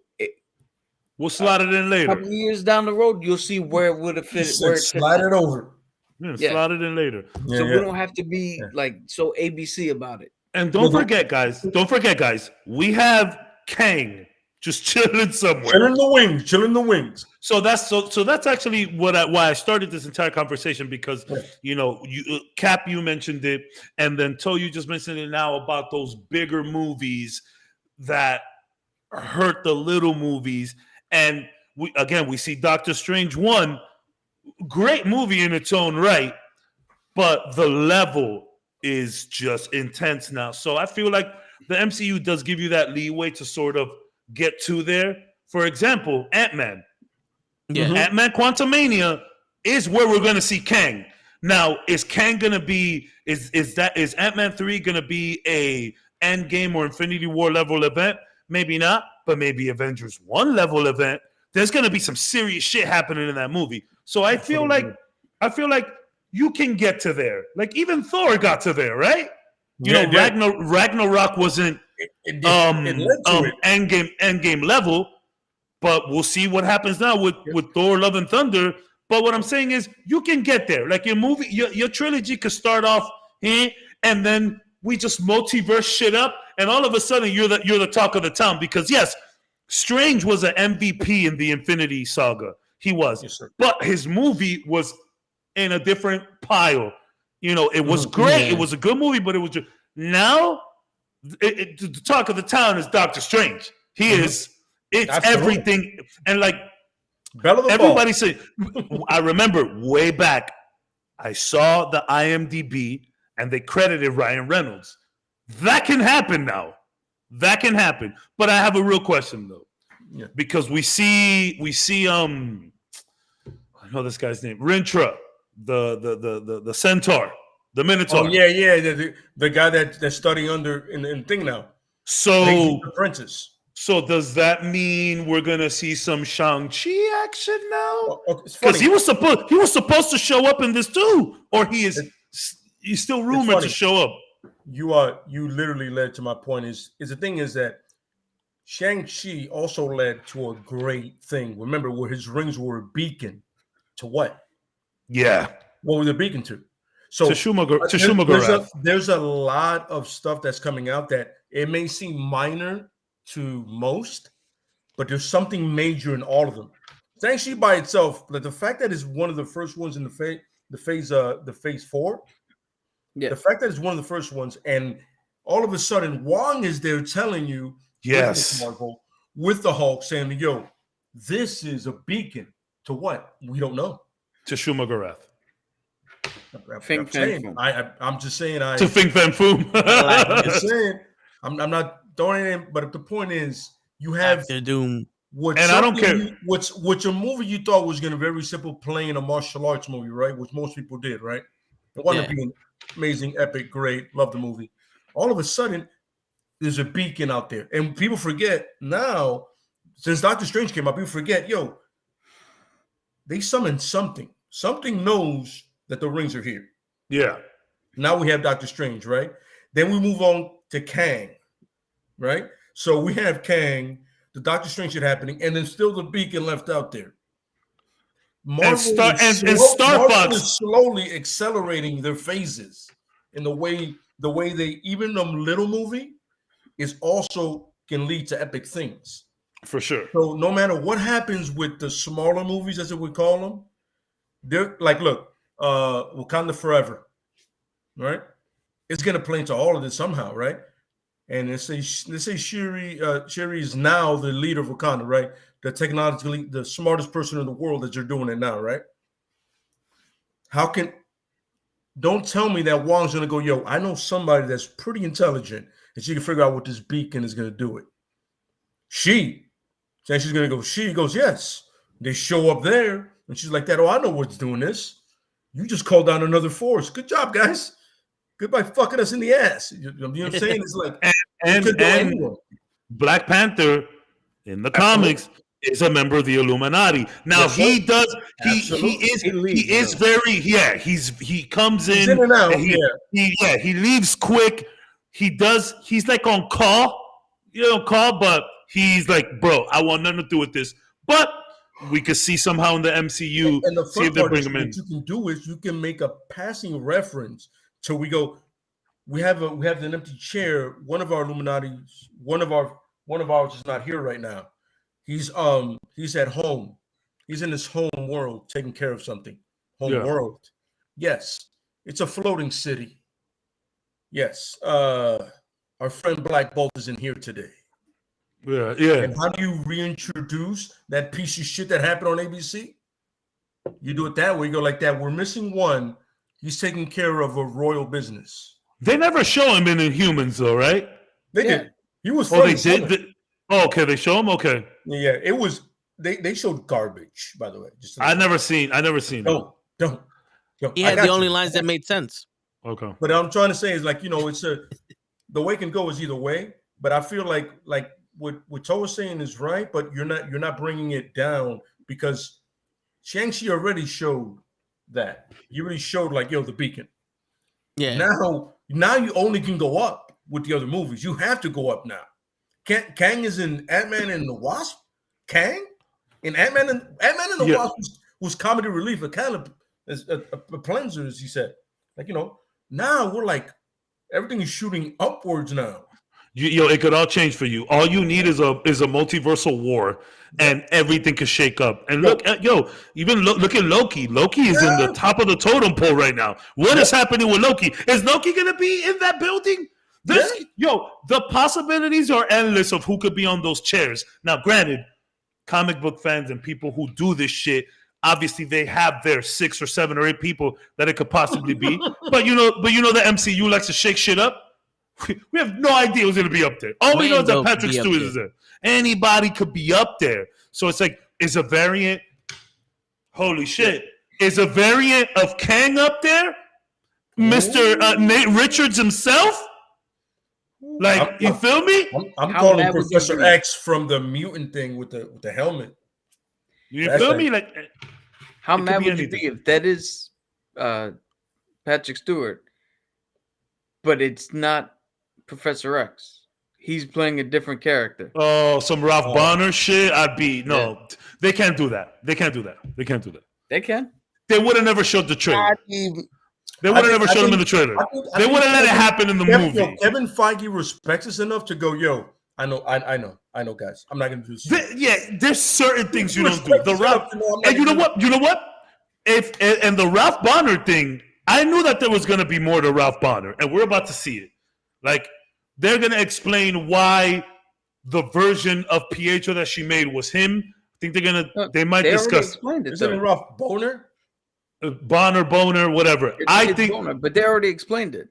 I think there's more to that. Took him. No. I didn't know what Pietro looked like, so she just grabbed. I get that. Approximation. No. I get that, but I think there's more to that. They better Me not personally, because I don't like this dude. I don't like his Quicksilver. I don't like it either. I'll tell you right now. Speaking of Ralphs, what would you feel about if one of those seats is sitting in by Ralph Macchio? Wow. The Karate Kid. No. Now we have a movie. He's playing the Karate Kid, Daniel's son. I swear to God, I'll walk straight out that movie. No. I will watch it again immediately after. I will go to the front and get another ticket. It's a variant where he's Cobra Kai. You read. This son of a bitch saw something about Cobra Kai multiverse. Yep. This son of a bitch read it. I know he did. That's why he's saying it. Because I saw it on YouTube and I was like, what? Yo, anyway, I'm telling you right now. I can't think. I cannot unsee that. Now go ahead. That motherfucker shows up and is Daniel's son. Like if they cast Ralph Macchio as a legit character, cool. But if he's Daniel's son from the Karate Kid, I walk the fuck out of the movie and I slap 4 people on the way out. Randomly? Yo, now that you say that, whoever I can reach is getting say that, Kat, when you go see Doctor Strange 2, the multi, I want to be there. We'll link up, because if that happens, I at least want to be there to see you do it. And if shit goes left, I go, yo, it was a party because we just had fun. Yeah, I'm gonna go. You just have fun. I'm gonna go. Yo, it happened. I'm gonna go. Well, time to dance. Oh yeah. In the words of Dalton, I go. It's time not to be nice. You know what I'm saying? Now, I want to go. I want to be there. Marvel, put me on the big screen, Vin. I got you right now. Marvel, this is from me personally. I do not put Ralph Macchio kid in this movie because I don't care how many men, women, and children I have to slap to leave the theater for justice. Slap maker. Put hands on people, man. Word. Yo, damn, show. You haven't played in it. Is Spider-Man? Is a Spider-Man gonna show up? Like, so before you go to the show here, I just want to say something. As a guy who has read the comics and has kept up a little bit and all that, I am starting to get worried. Because in the comics, there's a few runs of different characters and all that shit, but Marvel seems to have a fucking boner for event comics. Every fucking 3 months, there's another event. There's a big thing. Everybody's got to come to... And I don't want the movies to be like that. Yeah. Because at a certain point, it's gonna get to a point where it's like, well, we've already beat Kang and Thanos and the multiverse, and it don't matter who you put up on the screen. We know we're winning. Why even bother showing up? Yeah. It has to be to, like, look, you have to lose to the Beyonder at one point, right? Like you got like they have to like lose. We do an Infinity War situation. They lose for a year. Yeah, exactly. They lose for a year. Like, you lose to the Beyonder. Then oh god, the Beyonder, bro. What? I mean, that's where I don't want the hipster either, but it's what they're leading to right now at this point. At least if we do Secret this is tribunal. Correct me. We still have correct me. We still have what's his face or Nihilus too, or Nihilus either. If it's a Nihilus, I'm with it. A Nihilus is great villain coming from the dark thing, the negative. I'm with it. Just don't give me like Cap said perfectly. They're gonna win. I want tragedy. Yeah, I want people to go down. Yeah, that's we why still have what's his so face? Great, because they lost. Yeah, and you're like for a shit. year. For a year. Yeah, they For lost. 5 years. They gotta lose. You know, theatrical. Yeah, year. no, yeah. But they still have. Go ahead, Todd. What They still have Adam or whatever his name is from Guardians 1. That perfect being. Adam Warlock. Yeah, I mean, they still have him. I have a funny feeling he's not going to wind up being what we think it is. Yeah. I'm with Cap 100% with that. Like, I don't feel like he's going to be the this Superman being like what he should be. You know what I mean? Yeah. But the funny thing is, here's the fun part, right? He's going to be a key to something. He's going to be like Vigilante. Let's say this is a version of the Avengers lose, right? And it's going to be Shang-Chi, the new Cap, and everybody like that, right? Adversity, I guess. You know what I'm saying? But they have to lose for a long time. Yeah, we got to get they have to rebuild themselves, like, to be able to do it again.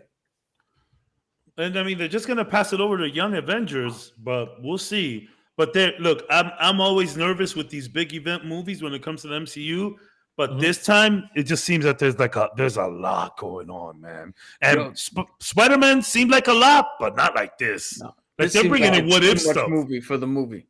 Yeah, like this is like when you are, you had a rough day at work, whatever, you had a rough week, you had a rough month, and you just order like $40 worth of food because you're like a little bummed out, right? And then you just have like 85 different plates, and you're like, man, I'm gonna get this in one sitting, and you just don't.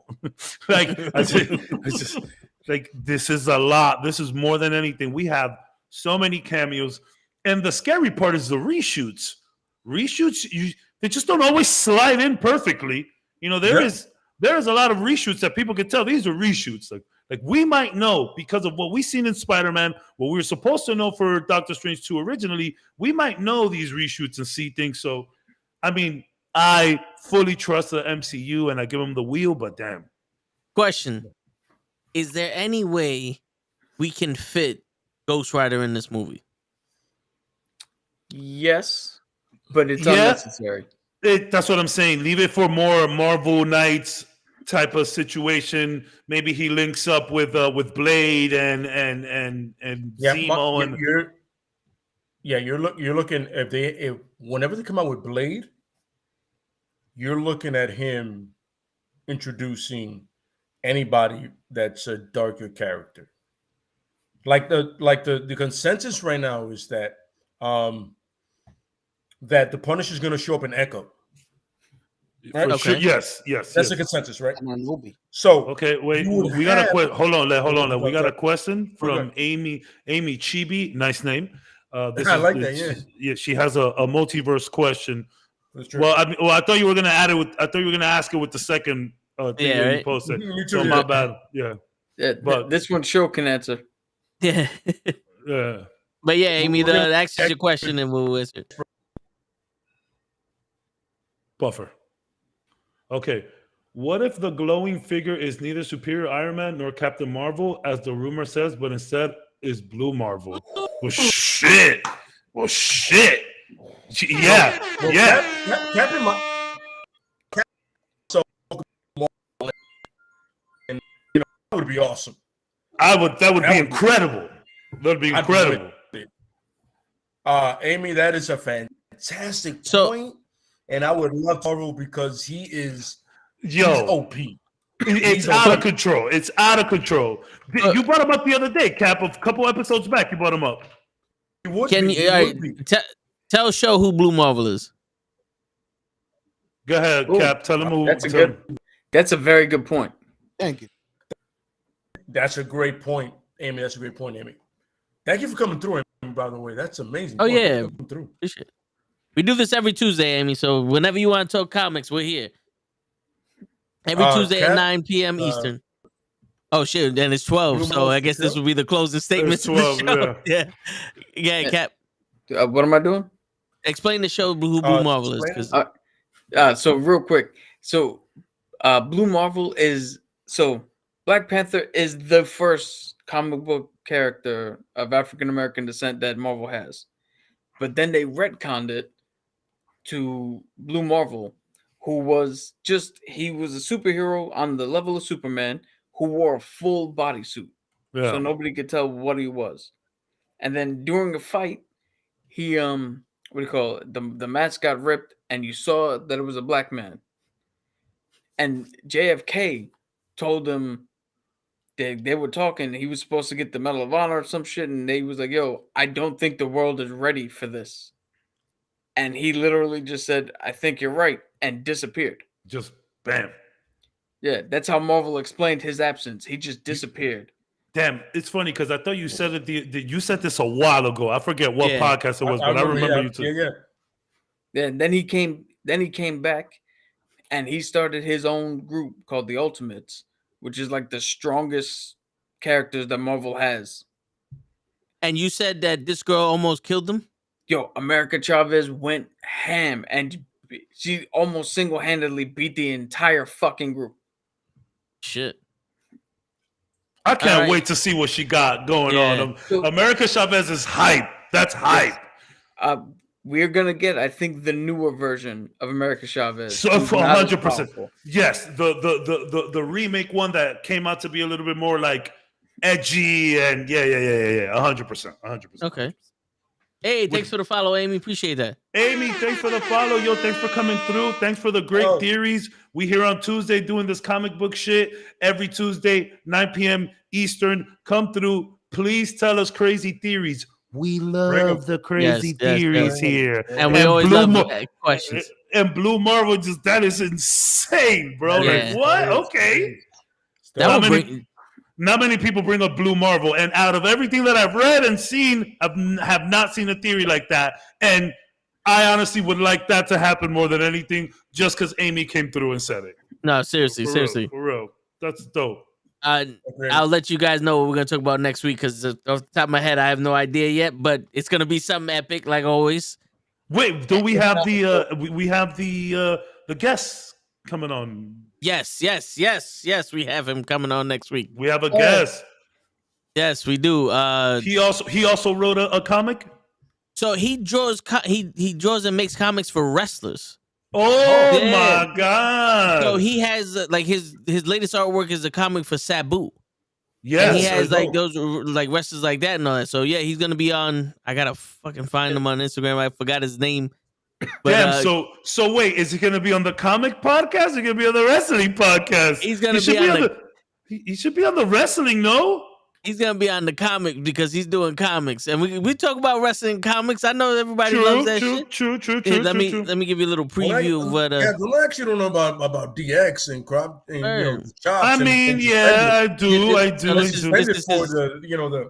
His drawings are sick. Yeah. So he's gonna be on next week, and we're gonna get into some shit. I love that drawing sounds so cool. Oh yeah, and thanks to the Call Up podcast, Kenny from the Call Up. He hooked us up with him. So shout out to you, Kenny. Appreciate that. Big Food. What up, Big Food? Big ass head. Yeah, I'm mad late, but it's so good though. So If anything, the Punisher might be just as deep as Batman when it comes to having these kind of conversations. At least being able to make stories. We gotta definitely make more stories for more characters. Yeah, hell yeah. I throw out there next. I say Daredevil, but just for the fun of it. You know what's funny? I was thinking Daredevil also. My man, I see you. Nice. And look who got hyped. Cat was. Yep. I'm in. I got stories for days. Oh yeah. Yo, I see you, dude, bro. You see what I can do when put on the spot with Vince's scenario. Yeah. Watch what I do with a week. Yeah. You got time to do it. Yep. So it's like always, Tune in. If Amy, if you're in the comics and only in the comics, tune in next week, same time, same channel. If you're in the movies, tomorrow we're gonna be doing the 7th episode or the 7th episode of Peacemaker. We're gonna do a live watching and reaction for it. Oh, Look, hold yo, up. whoa! That Yeah, is she wrote a thesis on us. Yeah, not Whoa. the whole comment's not shown, but all right. I got it. Since you are having that guest, I may suggest why not speak to him about a manga called God of Wrestling. It's about a guy that is 50, tried to be a wrestler but never amount to much until he has an accident and gets sent back in time to his 20s, where he first applied to be a wrestler, but now he has all the knowledge to be a superstar among wrestlers. Damn. Okay. Amy, how about, all right, Amy, we'll make a deal.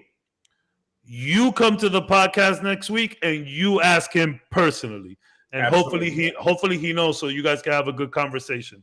But Seriously. I love the suggestions. I love the enthusiasm. I love the knowledge. Yeah, absolutely. Yes. Blue Marvel hype. Let's go, Yes, Amy. yes. Thanks so much. Shout out to Amy. Yeah, and Hype and chat for Amy. Yes. Word. Yeah. And as soon as this stream stops, I'm gonna upload that rant that I had about Alexa Bliss yesterday. I'm gonna upload that shit. A special thanks to Pro Wrestling Podcast Dave. He edited that shit, so that shit that's good. fire. Yeah, it came out real good. Show Real good. like That real shit was fucking good. hilarious, bro. Yeah, man. And Oh my God. yo, like always, it's your friendly neighborhood knucklehead signing out. Peace, everybody. Love you. Welcome to the team, Amy. And have a good night, everybody. Sorry Peace. you came late, but come next week. We be here 9 Eastern. Word. Tuesday.